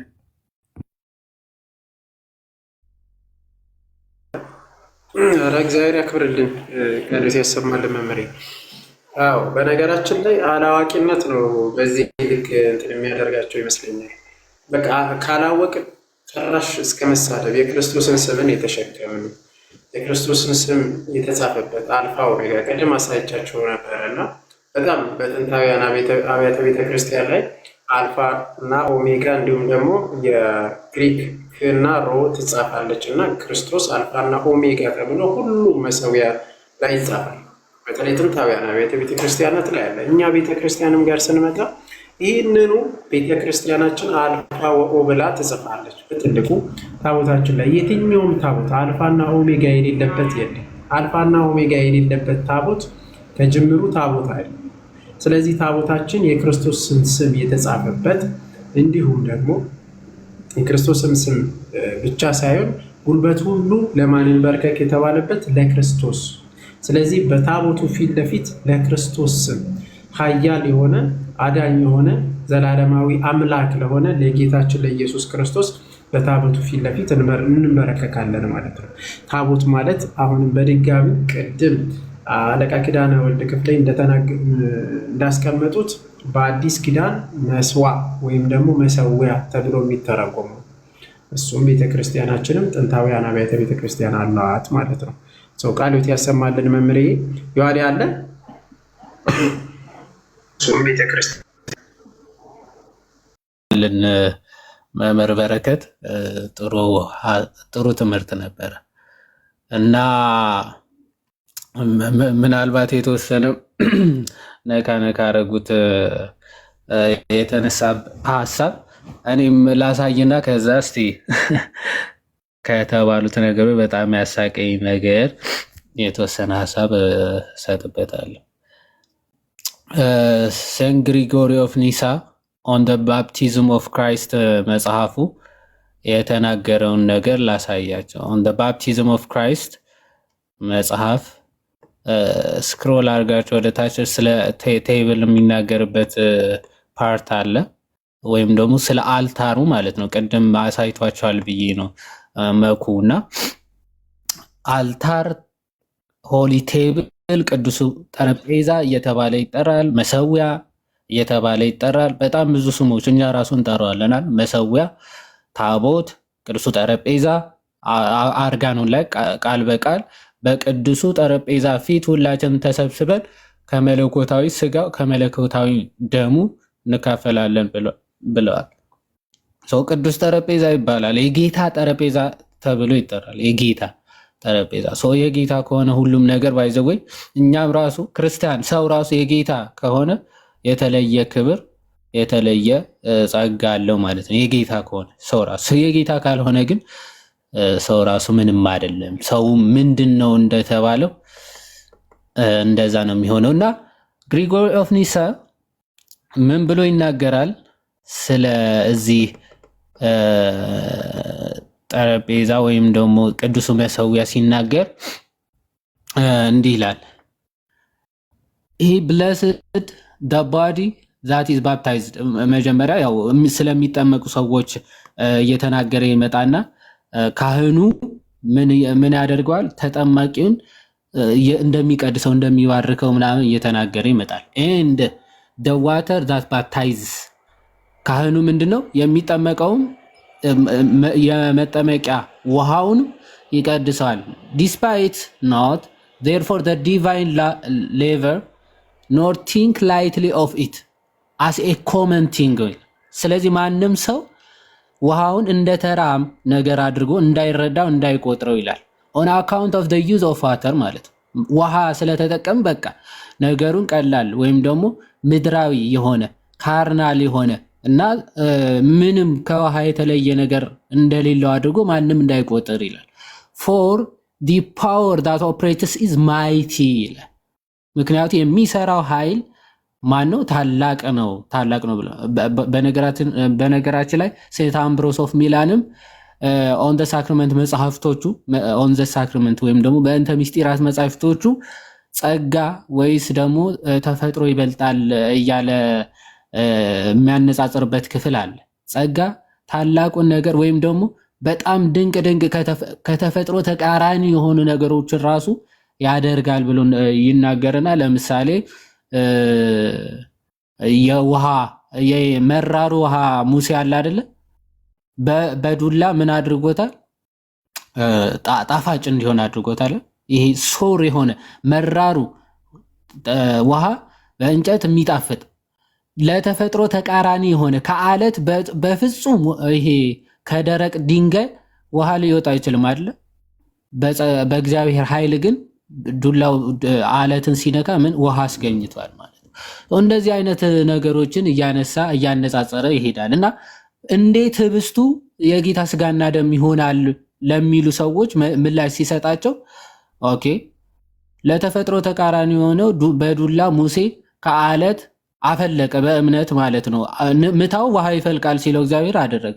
በአዲስ ኪዳን ግን እያወራን ያለ ነው የቃላት ሁሉ ባለቤት የጌቶች ሁሉ ማለት የነገሮች ሁሉ አስገኝ ፈጣሪ የሆነው አካላዊ ቃል ኢየሱስ ክርስቶስ መሬት ይሁን ብሎ ብርሃን ይሁን ብሎ የሚያስገኘው ጌታ ይህ ህብስቴ ነው፣ ይህ ስጋዬ ነው፣ ይህ ደግሞ ደሜ ነው ብሎ ሲሰጥ እንዴት ሊሆን ይችላል ብለህ እንዴት ትጠራጠራል? ብርሃን ይሁን ብሎ ብርሃን የፈጠረ ጌታ ይህ ስጋዬ ነው ብሎ ቃል በቃል እየተናገረ እንዴት መቀበል ያቅታል ብሎ ይናገራል። እና ምንድነው ኮመን ወተር አድርጋችሁ አታስቡት። ምክንያቱ ማለት ጥምቀት ሪጀነሬት እንዲያደርግ የሚያደርገው ኃይል ማለትም መንፈስ ቅዱስ ማይቲ ነው፣ ታላቅ ነው ማለት ነው። and wonderful are the things that are wrought thereby ይልና for this holy altar የቅዱሱ መሰዊያ የቅዱሱ መሰዊያም እንደዚያ ነው ይላ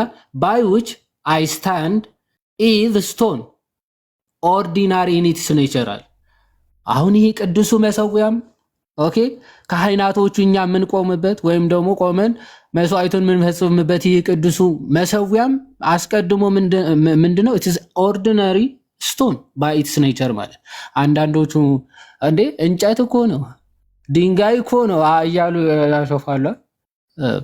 በጣም በሚያሳዝን ሁኔታ ማለት በጣም የሆነ ከክርስትና አእምሮ የወጣ አስተሳሰብ ሲኖር እያንዳንዱ ኦኬ ድንጋይ ነው ኦኬ እንጨት ነው እያልክ ነው የምታሾፈው።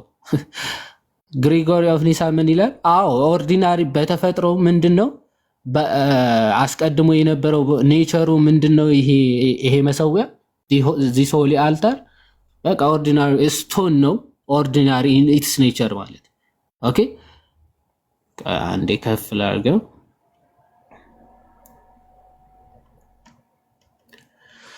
እሺ ኦርዲናሪ ኢን ኢትስ ኔቸር ይልና ኦኬ። አልተቋረጠማ ይሄ ነገር ግን እየታየ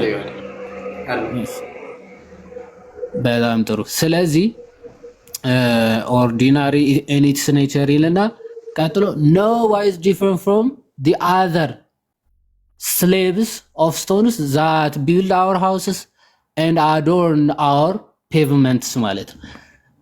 በተፈጥሮ ምንድነው? አዎ እንደ ሌሎቹ ጠጠሮች ወይም ደግሞ እንደ ሌሎቹ ድንጋዮች ቤታችን ስንሰራ እንደምንጠቀማቸው በተፈጥሯቸው እንደዛ የሆኑ ድንጋዮች ናቸው። አዎ መጀመሪያ ተፈጥሯቸው ናቹራሊ አዎ እንደዛ ናቸው።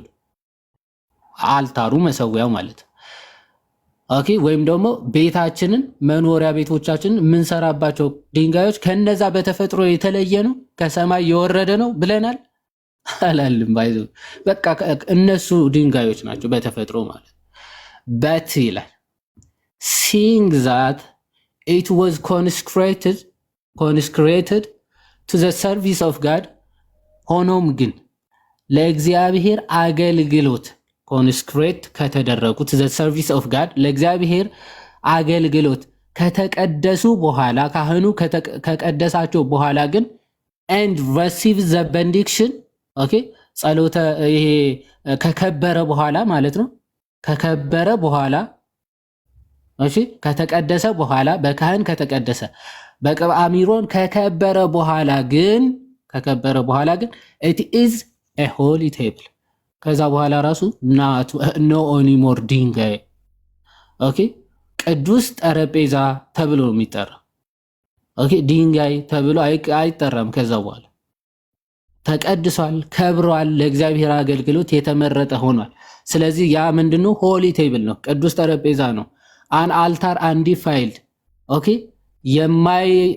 የማይቆሽሽ ጠረጴዛ ማለት ኦኬ የማያድፍ የማይቆሽሽ ጠረጴዛ ኖ ሎንገር ተችድ ባይ ዘ ሃንድስ ኦፍ ኦል ከዛ በኋላ በፍጹም ኦኬ ምናልባት በድንጋይ ያለ ረግጠውትም ሊሆን ይችላል፣ ማንም ተነስቶ ነክቶት ሊሆን ይችላል። አፍተር ዘ ቤኔዲክሽን ኤንድ ዘ ኮንስክሬሽን ግን ማንም ራሱ ሊነካው አይችልም።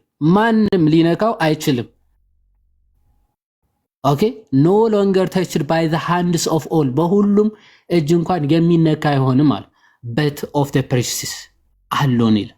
ካህናት ብቻ ናቸው የሚነኩት፣ ካህናት ብቻ ኦኬ and that with reverence ካህኑ ራሱ በታላቅ አክብሮትና በፍርሃት ማለት ኦኬ በታላቅ አክብሮት በታላቅ ፍርሃት የሚነካ ይሆናል። you see the bread again is at first common bread ህብስት የጌታ ስጋና ደምም አስቀድሞ ህብስት ነው። አዎ ኮመን ኔቸር የምናውቀው ህብስት ነው። ከዛ በኋላ አፍተር እንትን ግን ሳክራመንታል አክሽንስ ኮንስክሬሽን ከተፈጸመ በኋላ ግን it is called and become the body of Christ ይላል። ከዛ በኋላ የጌታ ስጋ ነው የሚሆነው ማለት የጌታ ስጋ። ስለዚህ ይህ የጌታ ስጋ የሚሆነው ታላቅ ምስጢር የሚፈተትበት የሚዘጋጅበት ታላቁ መሰዊያ አልታር ብለው ነው የሚጠሩት። መሰዊያ ብለው ጠርተውታል አባቶች ማለት ነው። ስለዚህ የሆነ ድንጋይ እኮ ነው ምናምን ብለህ ስላቃለልከው ኦኬ ማለት ስለተናገርክ በጣም ያቀለልከው መስለዋል ማለት። የብሉይ ኪዳኑ ታቦትን ባይዘው ሙሴ ያዘጋጀው አስቀድሞ ኦርዲናሪ እንጨት ነው።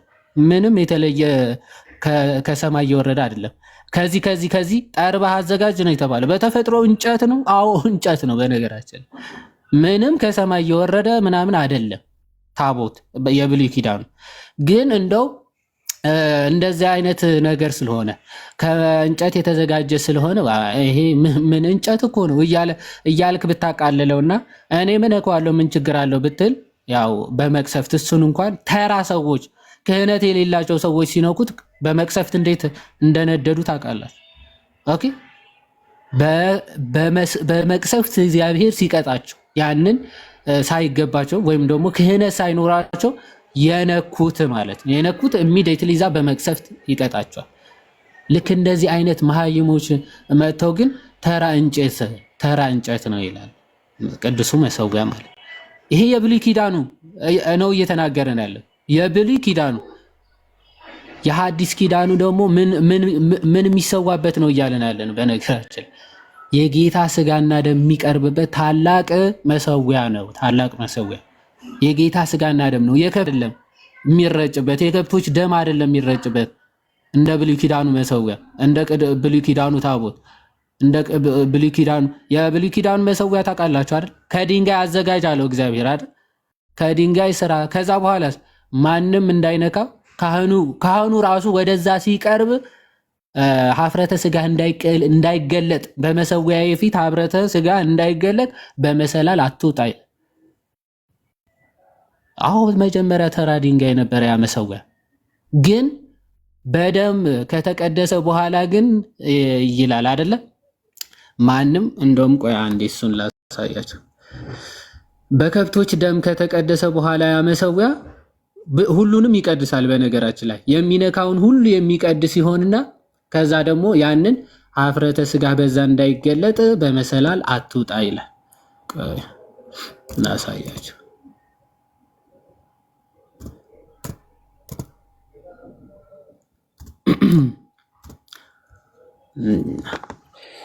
ታብታብ አድርጉ እሺ ጋይስ፣ ታብታብ አድርጉ። ትንሽ ብቻ እያሳየኝ ነውና አረንጓዴው እንዲመጣ በደንብ ታብታብ አድርጉ።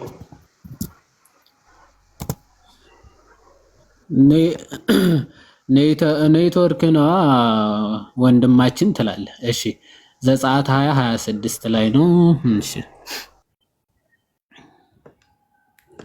እሺ እዚህ ጋር የሚታያችሁ እንደሆነ አላውቅም። ይታያችኋል? እሺ በደንብ ዘጸአት 20 ከ24 ጀምሮ ላንብብላችሁ። የጭቃ መሰዊያ ስራልኝ ይላል። እሺ የጭቃ መሰዊያ ስራልኝ፣ የሚቃጠለውንና የደህንነት መስዋዕትህን በጎችህንም በሬዎችህንም ሰዋበት ይላል። ተመልከት፣ የብሉይ ኪዳኑ መሰዊያ ነው እየተወራ ያለ ከምንድን ነው? ከጭቃ። እሺ ስራልኝ አለ። እነዚህ እንደ ዘመናችን ያሉ ድንቁር ያሉ ሰዎች ቢሆኑ ይሄ እኮ ጭቃ ነው እያሉ እንደ ማሾፍ ማለት እኮ ነው። ከዚህ በላይ ባይዘው ዝቅጥ ማለትና መውረድ በጭራሽ ሊኖር አይችልም። የጭቃ መሰዊያ ስራልኝ፣ እሺ የሚቃጠለውንና የደህንነት መስዋዕትህን በጎችህንም በሬዎችህንም ሰዋበት ይልና ስሜን በማሳስብበት ስፍራ ሁሉ ወደ አንተ መጥቼ እባርክሃለሁ ይልና የድንጋይን መሰዊያ ብታደርግልኝ ይላል። የድንጋይ መሰዊያ ብታደርግልኝ ብረት በነካው ድንጋይ አትስራው ይላል። ብረት በነካው ድንጋይ አትስራው፣ በመሳሪያ ብትነካው ታረክሰዋለህና። አሰራሩ ራሱ ካኒማድ የድንጋይ መሰዊያ ስትሰራ ብረት አታርግበት እንዳይረክስ ይል። ምን አገናኝ? አሁን ለነዚህ ሰዎች ድንጋይ ከብረት ጋር ቢገናኝ ምን ችግር አለው? ይህ ድንጋይ ነው ብለው እንደመናገር ማለት። መሰዊያ ሲሰራ ከድንጋይ ብትሰራልኝ ብረት አይንካው ይልና ሀፍረተ ስጋ በእርሱ እንዳይገለጥ ወደ መሰዊያዬ ይላል። ከዛ በኋላ የእግዚአብሔር መሰዊያ ሆኗል። ኦኬ ያ ድንጋይ ሰሪው ሰው ነው የሚሰራው። ከዛ በኋላ ግን ለእግዚአብሔር አገልግሎት አንዴ ከተቀደሰ በኋላ ግን ጌታ ራሱ ምንድነው የሚለው? መሰዊያዬ የኔ መሰዊያ ስለሆነ ስለተቀደሰ ምን አለ? ሀፍረተ ስጋህ እንኳን በእርሱ እንዳይገለጥ ወደ መሰዊያዬ በደረጃ አትውጣ። ይሄ ስለ ብሉይ ኪዳን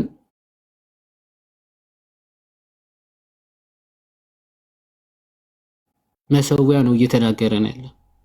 በምን ቀድሰዋለህ ነው የሚለው? በበጎችና በበሬዎች ደም ነው ባይዘው የሚቀደሰው፣ በበሬዎችና በበጎች ደም።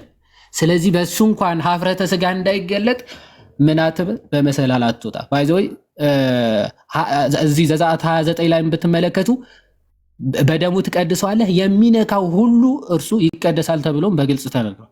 የሚነካው ሁሉ ይቀድሳል ተብሎ ተጠቅሷል ማለት። ስለዚህ የብሉይ ኪዳኑ መሰዊያ ሁሉንም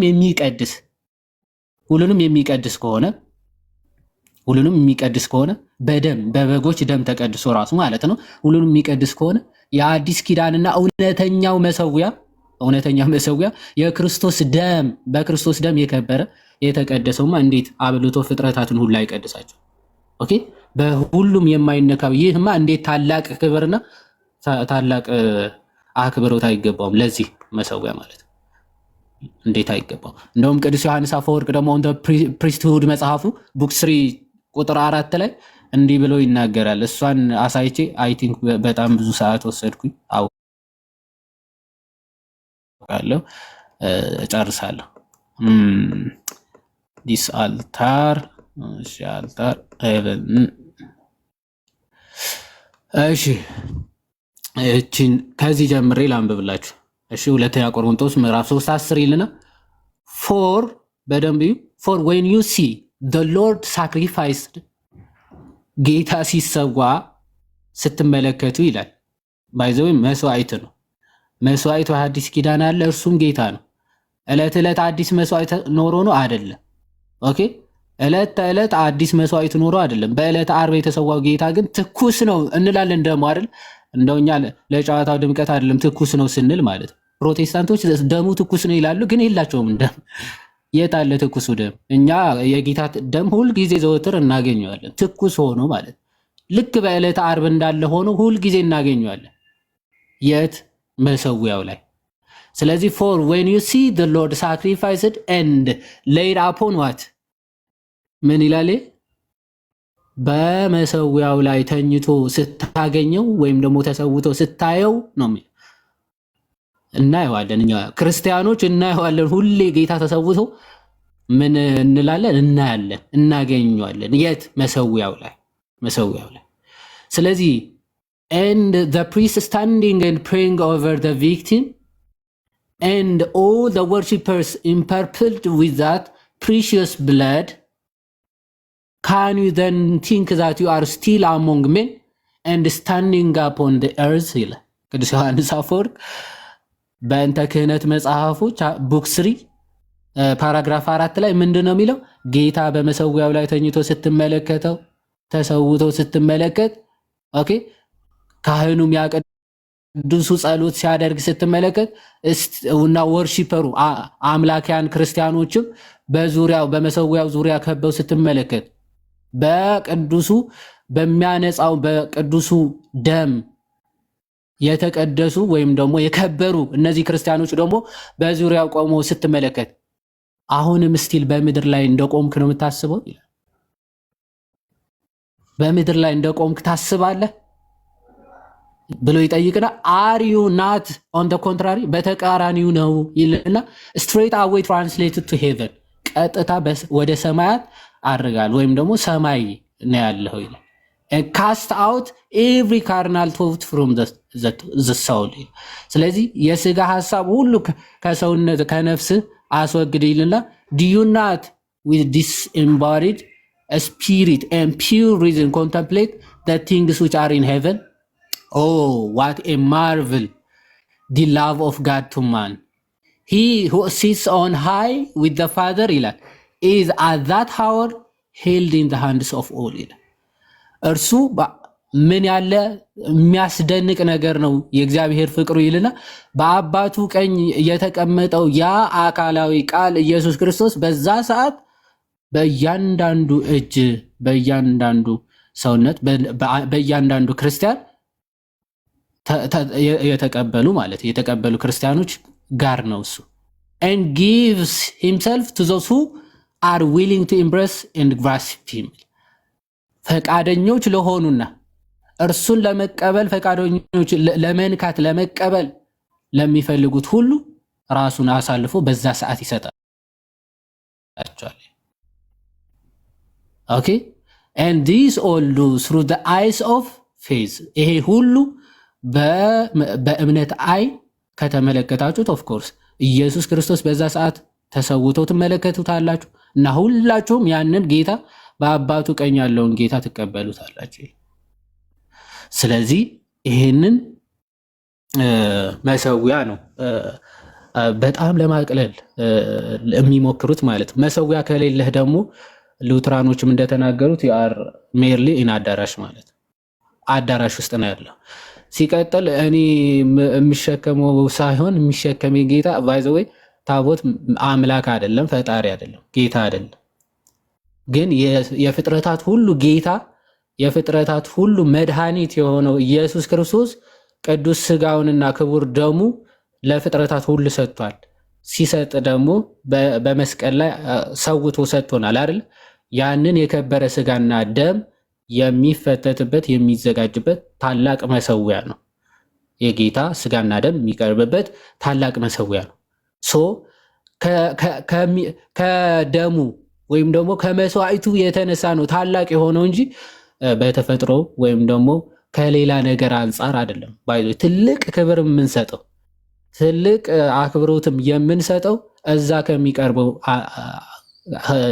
አካል የተነሳ ነው፣ ከክርስቶስ የተነሳ ሶ ሁሉም ነገር ከክርስቶስ የተነሳ ይከብራል። ባይዞ ክርስቶስ ያለው ከሆነ የክርስቶስ የሆነ ሁሉ የከበረ ነው፣ የተለየ ነው፣ የተመረጠ ነው።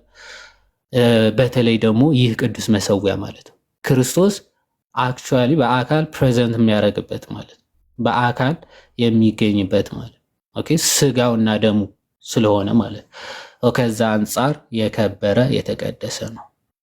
ይህን ለማለት ነው። መኩ ካበዛው ይቅርታ። እንግዲህ ይቀጥሉ።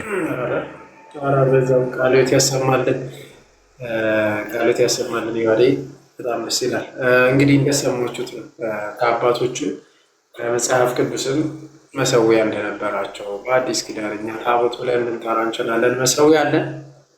ልክ ከሐዋርያት ጋር ነው አንድ ላይ በህብረት የምንለው። አዎ ስሙን እንሸከማለን። ስሙ የተጻፈበት ቅድም አሳይቻችኋለሁ። ታቦታችን ምን እንደሚመስል ምን እንደሚጻፍበት አሳይቻችኋለሁ። እሱ ክርስቶስ አልፋና ኦሜጋ በግሪኩም ይጻፍበታል። እኛ በራሳችን ቋንቋ በግዕዙ አልፋ ወኦ ተብሎ እንደሚጻፍበትና ፊልጵስዩስ ምዕራፍ 2 ቁጥር 10 ያለው የተጠቀሰው ፍጥረት ሁሉ ለዚህ ስም እንደሚንበረከክ እንደሚያስቀምጠው ያንን ፊልጵስዩስ ምዕራፍ 2:10 ይጻፍበታል ማለት ነው። ከዛ አንጻር አባቶች ያስቀመጡትን በኤርሊ ቸርች ፋዘር በክርስቲያኒቲ ጉዞ ውስጥ ያለውን አይተናል ማለት ነው። ስለነበረን ጊዜ ሁሉ እግዚአብሔር የተመሰገነ ይሁንልን። ጥያቄዎችን እንቀበልና እንጨርሳለን ማለት ነው። እስቲ ቅድሚያ ለፕሮቴስታንቶች ስለምንሰጥ እስቲ ቢቱ ሰላሙ አልከባት። እግዚአብሔር ይመስገን። ሰላም አመሻችሁ። አለን ክብሩ ይስፋ። የት ቤተ እምነት ነው ወንድማችን? አመሰግናለሁ። አንድ ሶስት ጥያቄዎች አሉኝና ልቀጥል። እሺ፣ ከየት ቤተ እምነት ነው? መጀመሪያ ከፕሮቴስታንት። እሺ፣ መልካም። ከፕሮቴስታንት የትኛው ዲኖሚኔሽን ማለት ሙሉ ወንጌል ነው ወይስ ደግሞ የሚጮህ አለ?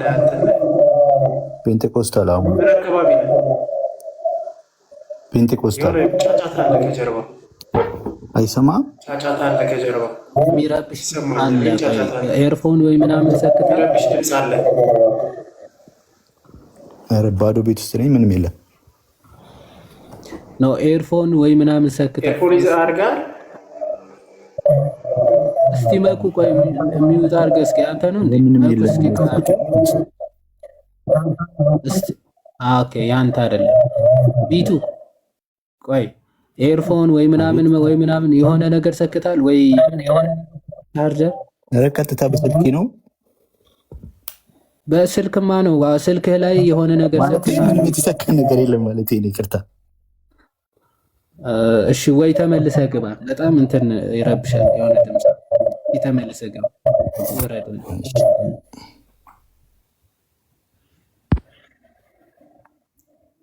ውረድና እናስገባሽ።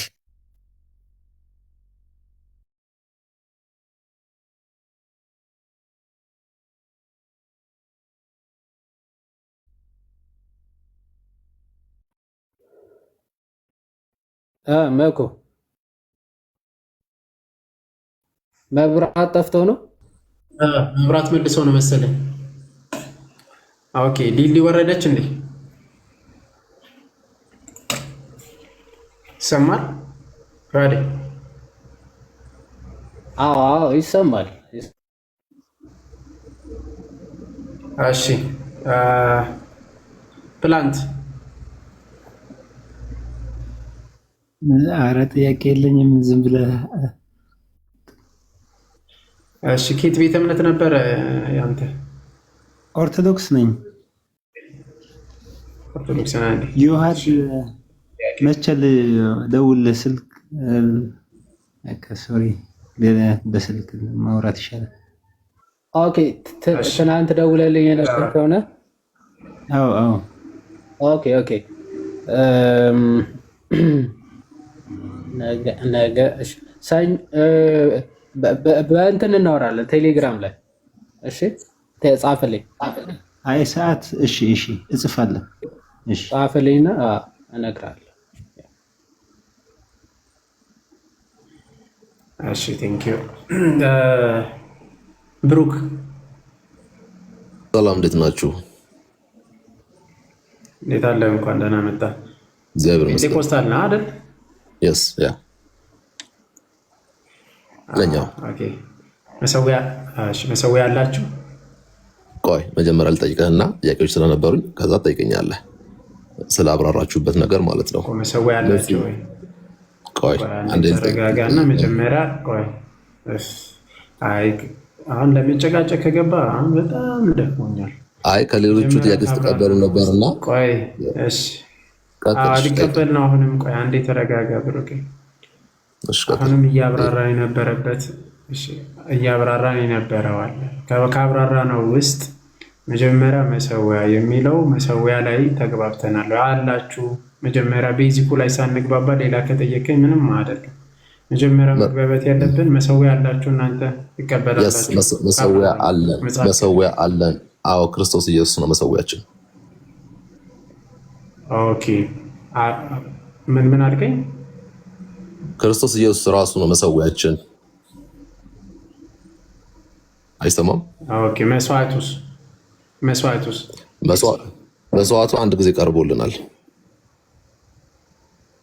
እሱ ማን ነው? መስዋዕቱስ እንደዚህ ላድርግልህ፣ በባይብል ልመልስልህ፣ ኮመንታሪ አልገልጥብህም። እንደዋድ ዕብራውያን 13:10 እናውጣልኝና አንዴ ማንበብ ስለማልችል ነው እያነበብን እንትን አንዴ ጥያቄ፣ መስዋዕቱ ማን ነው?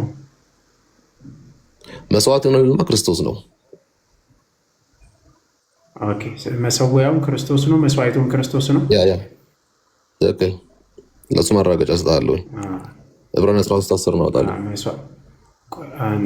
አንዴ እሺ፣ እዛ ላይ የተጠቀሰው የሆሊ አልተር ተብሎ የተጠቀሰው ሎርድስ ኦፍ ቴብል አላችሁ?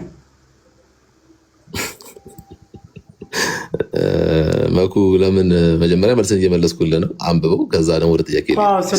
ስለ መሰዊያ እየጠየቅኩ ነው። ሎርድስ ኦፍ ቴብል አላችሁ ወይስ የላችሁም እኮ መለስኩልህ። መጀመሪያ መለስኩልህ እንጨርስ። መጀመሪያ የመለስኩልህን አምጣ። መጀመሪያ እዚሁ ላይ ነው። አይ እዚሁ ላይ ነው እየጠየቅኩ። እኔ እየጠየቅኩ ያለው ምንድነው ጥያቄው? ሎርድስ ኦፍ ቴብል የተባለውን ወይም ደግሞ ሆሊ አልተር የተባለውን በአንደኛ ቆሮንቶስ ምዕራፍ 10 ቁጥር 20 ላይ የተጠቀሰው አላችሁ ወይስ የላችሁ? አለን ወይስ የለንም? እመልስልሃለሁ። ቆይ መኩ እመልስልሃለሁ። መጀመሪያ መሰዊያው ማን ነው? ኧረ መኩ እኮ አላችሁ ወይስ የላችሁ? መኩ እዚሁ ላይ እመልስልሃለሁ። እዚሁ ጋር መልስልኝ እኮ መልሳ ደህና ደር መኩዬ። ለምን ትወጣለህ? አንደኛ ጥያቄ እየተቀበልክ ነበር። ስታይ ደነግጠህ ነው መሰለኝ እየመለስኩልህ ያለሁት። ሰው እንትን በል መልስ መለስልህ፣ አጥርተህ ሂድ። ሌላ ጥያቄ ላይ አትግባ። ዘለም አልገባም እኮ ባይዘው የገባ መስለው ነው እንጂ እዛ ነው ያለው። እሺ መስዋዕቱም መሰዊያውም ክርስቶስ ነው ብለሃል። ልክ ነኝ? ማን ያወር ነው የሚያወራው? ምን አልከኝ? መሰዊያው ማን ነበር ያልከው? መሰዊያው ክርስቶስ ራሱ ሂምሰልፍ ራሱ ነው። መስዋዕቱስ ምንድን ነው? መስዋዕቱ ደግሞ እሱ ነው፣ የቀረበው እሱ ነው። ስለዚህ ራሱ ላይ ነው የሰዋው ክርስቶስ ማለት ነው። ቆይ እንደሱ አይደለም ዕብራውያን 13 አስቀምጣና እናየዋለን። እንደሱ አይደለም አለ። እዩ ተመልከቱ። መሰዊያው ማን ነው? ቆይ አንዴ መሰዊያው ማን ነው? መሰዊያው ይኸውልህ ስማኝ፣ መሰዊያው ራሱ ክርስቶስ ነው። የተሰዋውም እርሱ ራሱ ክርስቶስ ነው እያልኩ ነው። ቆይ አዳምጠኛ። ስለዚህ ክርስቶስ ራሱ ላይ ነው ራሱ ላይ ነው የሰዋው። ምን ማለት ነው ራሱ ላይ ነው የሰዋው ማለት? ምክንያቱም መሰዊያው ራሱ ክርስቶስ ራሱ ነው አልክ። በመስቀል ላይ አንዴ ቆይ ብሩክ አንዴ ረጋ በል። መሰዊያው ክርስቶስ ነው አልክ፣ መስዋዕቱ ክርስቶስ ነው። ስለዚህ ክርስቶስ ራሱ ላይ ራሱን ሰዋ ነው። እንደዛ እንደዛ አይደለም እያልኩ ያለሁት። ለምን በቃሉ አናወራም? ስለዚህ መሰዊያው ላይ የተሰዋ ምንድን ነው? ቆይ መሰዊያው ላይ የተሰዋ ማን ነው?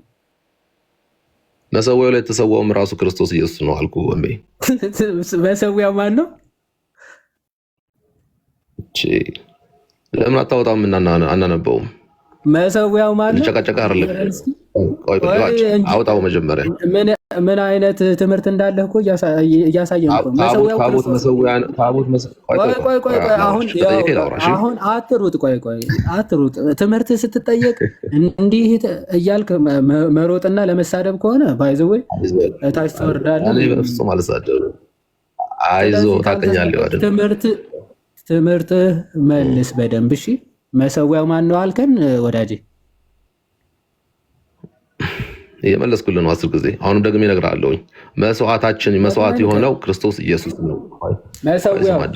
መሰዊያው ማን ነው? መስዋዕት የሆነው ኧረ በክርስቶስ ተረጋጋ። ይዋድ አይ በቃ አሁን ተጨንቃል ማለት ነው። ተረጋጋ ማለት ጀመርክ። አሁን ልትወጣ ራሱ ነው። መስዋዕቱ ራሱ ነው አይደል? ቆይ መሰዊያው ላይ የተሰዋው ማን ነው? የምትጠየቀውን መልስ። አሁን ስትጨንቅ ላውራ። ኧረ ተው አትደንግጥ ማለት አትጀምር። ቆይ አንዴ ረጋ በል። መሰዊያው ላይ የተሰዋው ማን ነው? መሰዊያው ላይ የተሰዋው ክርስቶስ። ይኸውልህ መሰዊያም በብሉይ ኪዳን የነበረው ታቦት ስለተሻረ ስለሌለ አሁን መሰዊያ ስለ ብሉይ ኪዳን አልተጠየቅም። ስለ ብሉይ ኪዳን አልተጠየቅም። እዚሁ ቁም። መሰዊያው ላይ የተሰዋ ማን ነው እኮ? አዳምጠኝ እኮ ልመልስልህ እኮ ነው። መሰዊያው ላይ የተሰዋው ራሱ ክርስቶስ ነው። ኦኬ መሰዊያው ራሱ ክርስቶስ ነው አይደል? ቆይ መሰዊያው ራሱም ክርስቶስ ነው አይደል? አንተ ብቻ አታወራ ይዋድ። እንደዚህ አይሆንም እኮ ውይይት። እያወራሁ አይደለም ምን እየጠየቅኩ ነው? ከጠየቅከኝ እኔ መልስ ጠብቅ አይሻልም እኮ? መልስህን ይኸውልህ። መሰዊያው ክርስቶስ ነው አልከኝ። የተሰዋው መሰዊያው ላይ ማን ነው ስልህ ራሱ ክርስቶስ ነው አልከኝ። ስለዚህ ክርስቶስ መሰዊያው ነው፣ መስዋዕቱም ራሱ ክርስቶስ ነው። ስለዚህ ሰዊውም ራሱ ክርስቶስ ነው አይደል?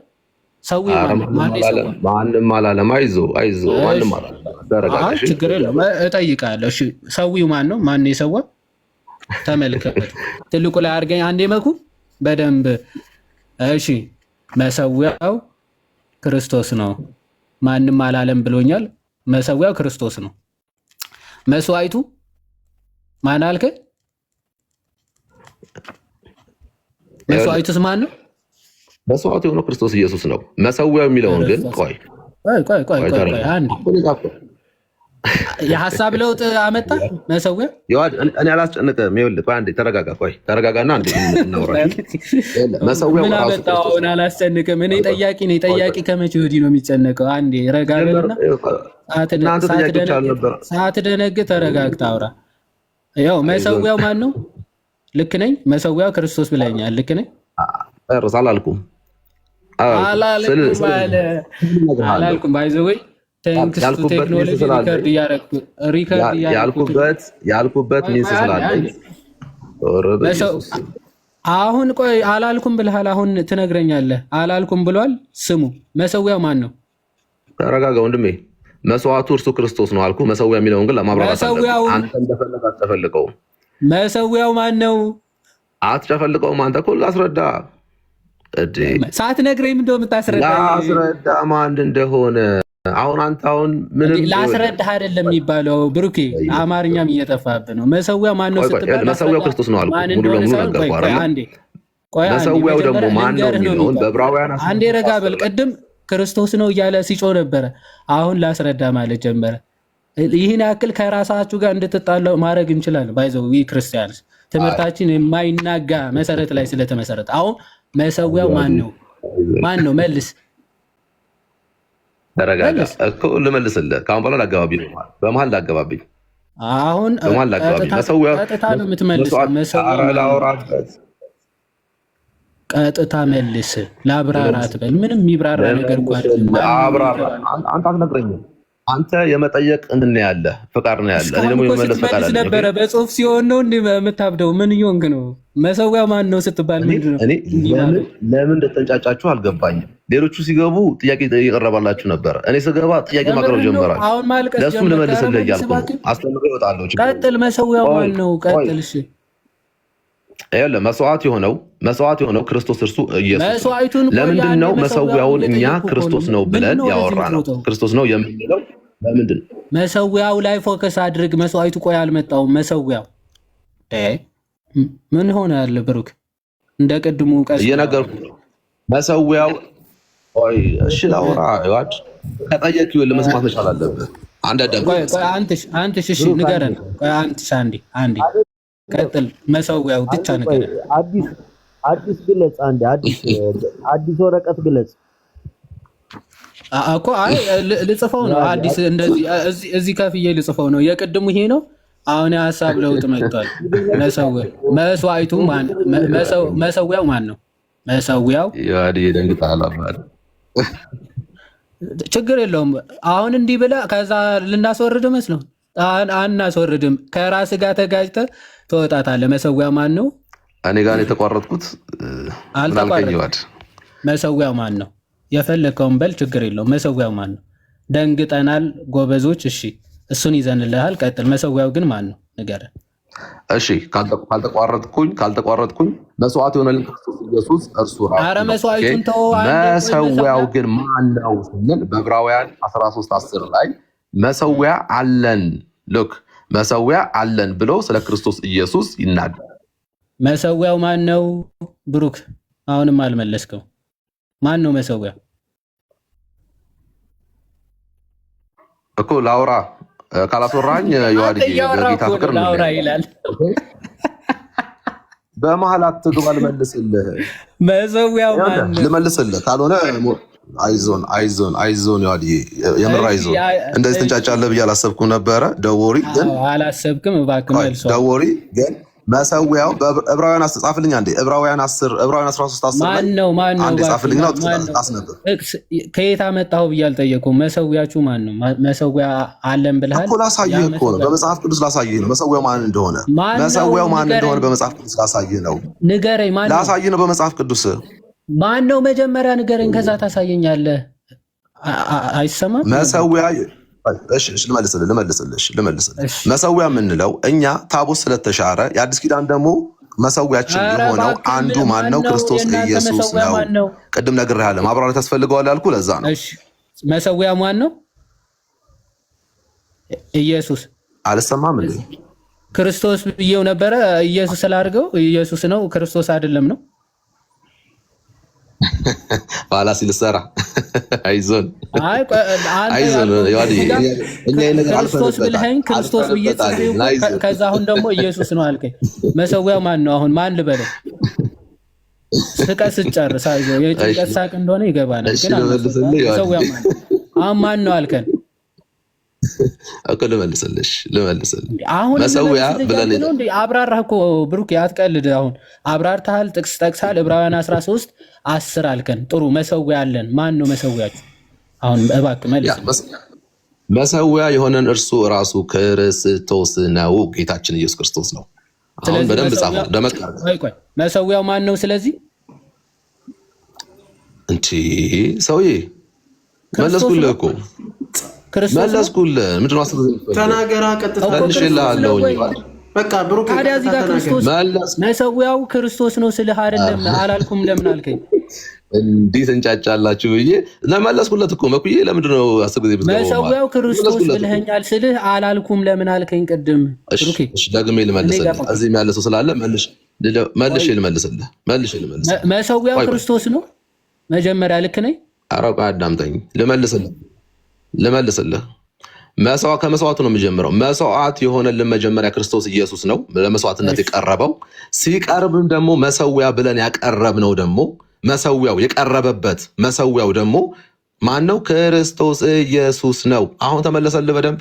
በጣም ጥሩ። ስለዚህ መስዋዕቱ እሺ፣ ስማ አሁን ያልከውን ልድገምልህ። መስዋዕቱ ክርስቶስ ነው። መስዋዕቱ ተሰውቶ የቀረበበት መሰዊያም ክርስቶስ ነው። ልክ ነኝ? እሺ መሰዊያ የሚለው ላይ በመስቀል ላይ አታብራራ እባክህ። ቆይ አንዴ እኔ ያልኩት አሁን ልክ ነኝ ወይስ ልክ አይደለሁም? ያልከውን ነው ያልኩት ወይስ አይደለም? እኮ እየመለስኩልህ ነው። 30 ጊዜ አደጋግመው ከመለስኩልህ ወደ ጥያቄ ወይስ አይደለም ልክ ነው ወይም አይደለም ነው የምትለው? ብሩኪ አማርኛ የምታውቀው መስዋዕት የሆነው ክርስቶስ ነው። መሰዊያም ብለን የተቀበልነው እርሱን ክርስቶስ ነው። ከዚህ ከደገምክልኝ እወጣለሁኝ። 10 ጊዜ ታስደግም። እየመለስኩልህ ነው። ስለዚህ ክርስቶስ የተሰዋበት መሰዊያ፣ ቆይ አንዴ፣ መስዋዕቱ ክርስቶስ ነው። ከዛ መስዋዕቱ የሆነው ክርስቶስ የተሰዋበት መሰዊያውም ክርስቶስ ነው ብሎናል። እሺ ሶስተኛ ጥያቄ፣ ሰዊው ማን ነው እንዴ? ቆይ መሰዊያ መሆኑ እኮ ላሳያ መጀመሪያ። አንዴ ቆይ፣ ጥያቄን አልጨረስኩም። ሰዊው ማን ነው? ምንም ማለት ነው። ኦርቶዶክስ እነዚህ አፈርድም። ቆይ አንዴ መጨረሻ ሶስተኛ፣ ሰዊው ክርስቶስ አይደለም ስላልከኝ ሰዊውስ ማን ነው? አዳምጥ መጀመሪያ። መሰዊያ የሚለውን አልተስማማህም። እሱ ላስረዳ ለምን እንዳልኩ። ከዛ በኋላ ወደ መስማማቱን ተው። ለኔ እኔ አልተስማማውም። ዮሐንስ ያቃሃለው ይረፍ አቃሃለው። ቆይ ተረጋጋ። ይኸውልህ ሰዊው ብሩኬና እዚህ ሰዊው ማን ነው? እመልስልሃለሁ። መሰዊያው መጀመሪያ እንግባባ። አሁን መልስ። መሰዊያው መጀመሪያ ሰዊው መልስ። ማን ነው የሰዋው? በቃ ሰላም ደሩ። ሰዊው ማን ነው? አዎ ሰላም ደሩ። አይዞን አበልልኝ ወንድም። ሂድ በል ከፕሮ ጋር አሁን ታርቀህ ትመጣለህ። እንዲህ ናቸው ፕሮቴስታንት። አያች መስዋዕቱ ራሱ የተሰዋበት መሰዊያ ክርስቶስ ነው። መስዋዕቱ የተሰዋበት መሰዊያ ክርስቶስ ነው። ይሄ ባይዘው በፕሮቴስታንትም ተሰምቶ የማይታወቅ ጉድ በነገራችን ላይ እንዲህ አይነት ለዚህ እኮ ነው ፕሮቴስታንት መሆን ማበድ ነው።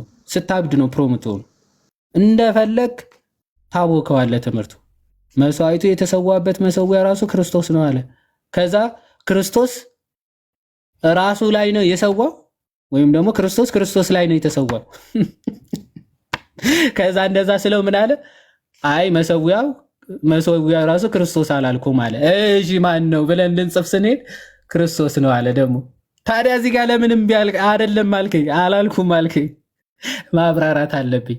ምንም ብታብራራው የትም አታመልጥም ስል ከዛ ሰዊው ማን እንደሆነ ስንጠይቀው ምን እንደሚመጣበት ያውቃል። ክርስቶስ ሰዊ፣ ከዛ ራሱን ሰዋ፣ ከዛ ማን ላይ ሰዋ? ራሱ ላይ ሰዋ። ዝስማች በጣም የእናንተን ትምህርት ለማፍረስ በጣም ሲምፕል ነው። ግን ምንድነው ሲያነሳ የነበረው ዕብራውያን 13:10 ክርስቶስ መሰዊያ አለን የሚለው በእውነት ክርስቶስን ነው። ጭራሽ አማርኛ አልገባው መሰለኝ እኮ። ሰው አለ እንቀበል ወይስ ያነሳትን ሐሳብ የቃላት አማርኛ አልገባው? እንቀበላለን። እሺ እንቀበላለን፣ በኋላ እንሄድበታል።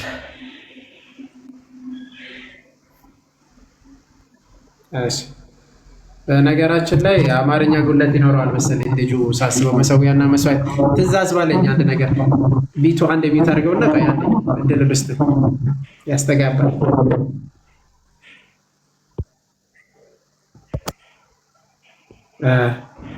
ይሰማል ያለ? አዎ የቢቱ ግን በጣም አስቸጋሪ ነው። ድምፅ ብለን ሚዩት አድርገን ጠይቀውና ሚዩት እያደረግህ ካልሆነ ይደርባል። እንትን ነው። አይ የአሁኑ ልጅ መሰዊያና መስዋዕትም መለየት አልቻለም መሰለኝ። እኔ እንጃ አማርኛውን ዕብራውያንም እንዴት እንዳነበበ ቆይ እንሄድበታለን። ለማንኛውም አንዳንዴ በጣም ነው የሚገርመው ፕሮሰስ። ከዚህም በፊት ግን አንድ ጊዜ ትዝ ያስባልኝ አኬ ጋር ዲቤት ሲያደርጉ አንድ ልጅ ታስታውሳለህ? የሆነ መጀመሪያ ያለ አኬ ጋር ዲቤት ተገባ መስዋዕት ስለመስቀል ነው ለመስቀል ደም ስትል ይሄ ቀዩ ደም ነው እንዴ ምናምን ያለው አይ አረንጓዴ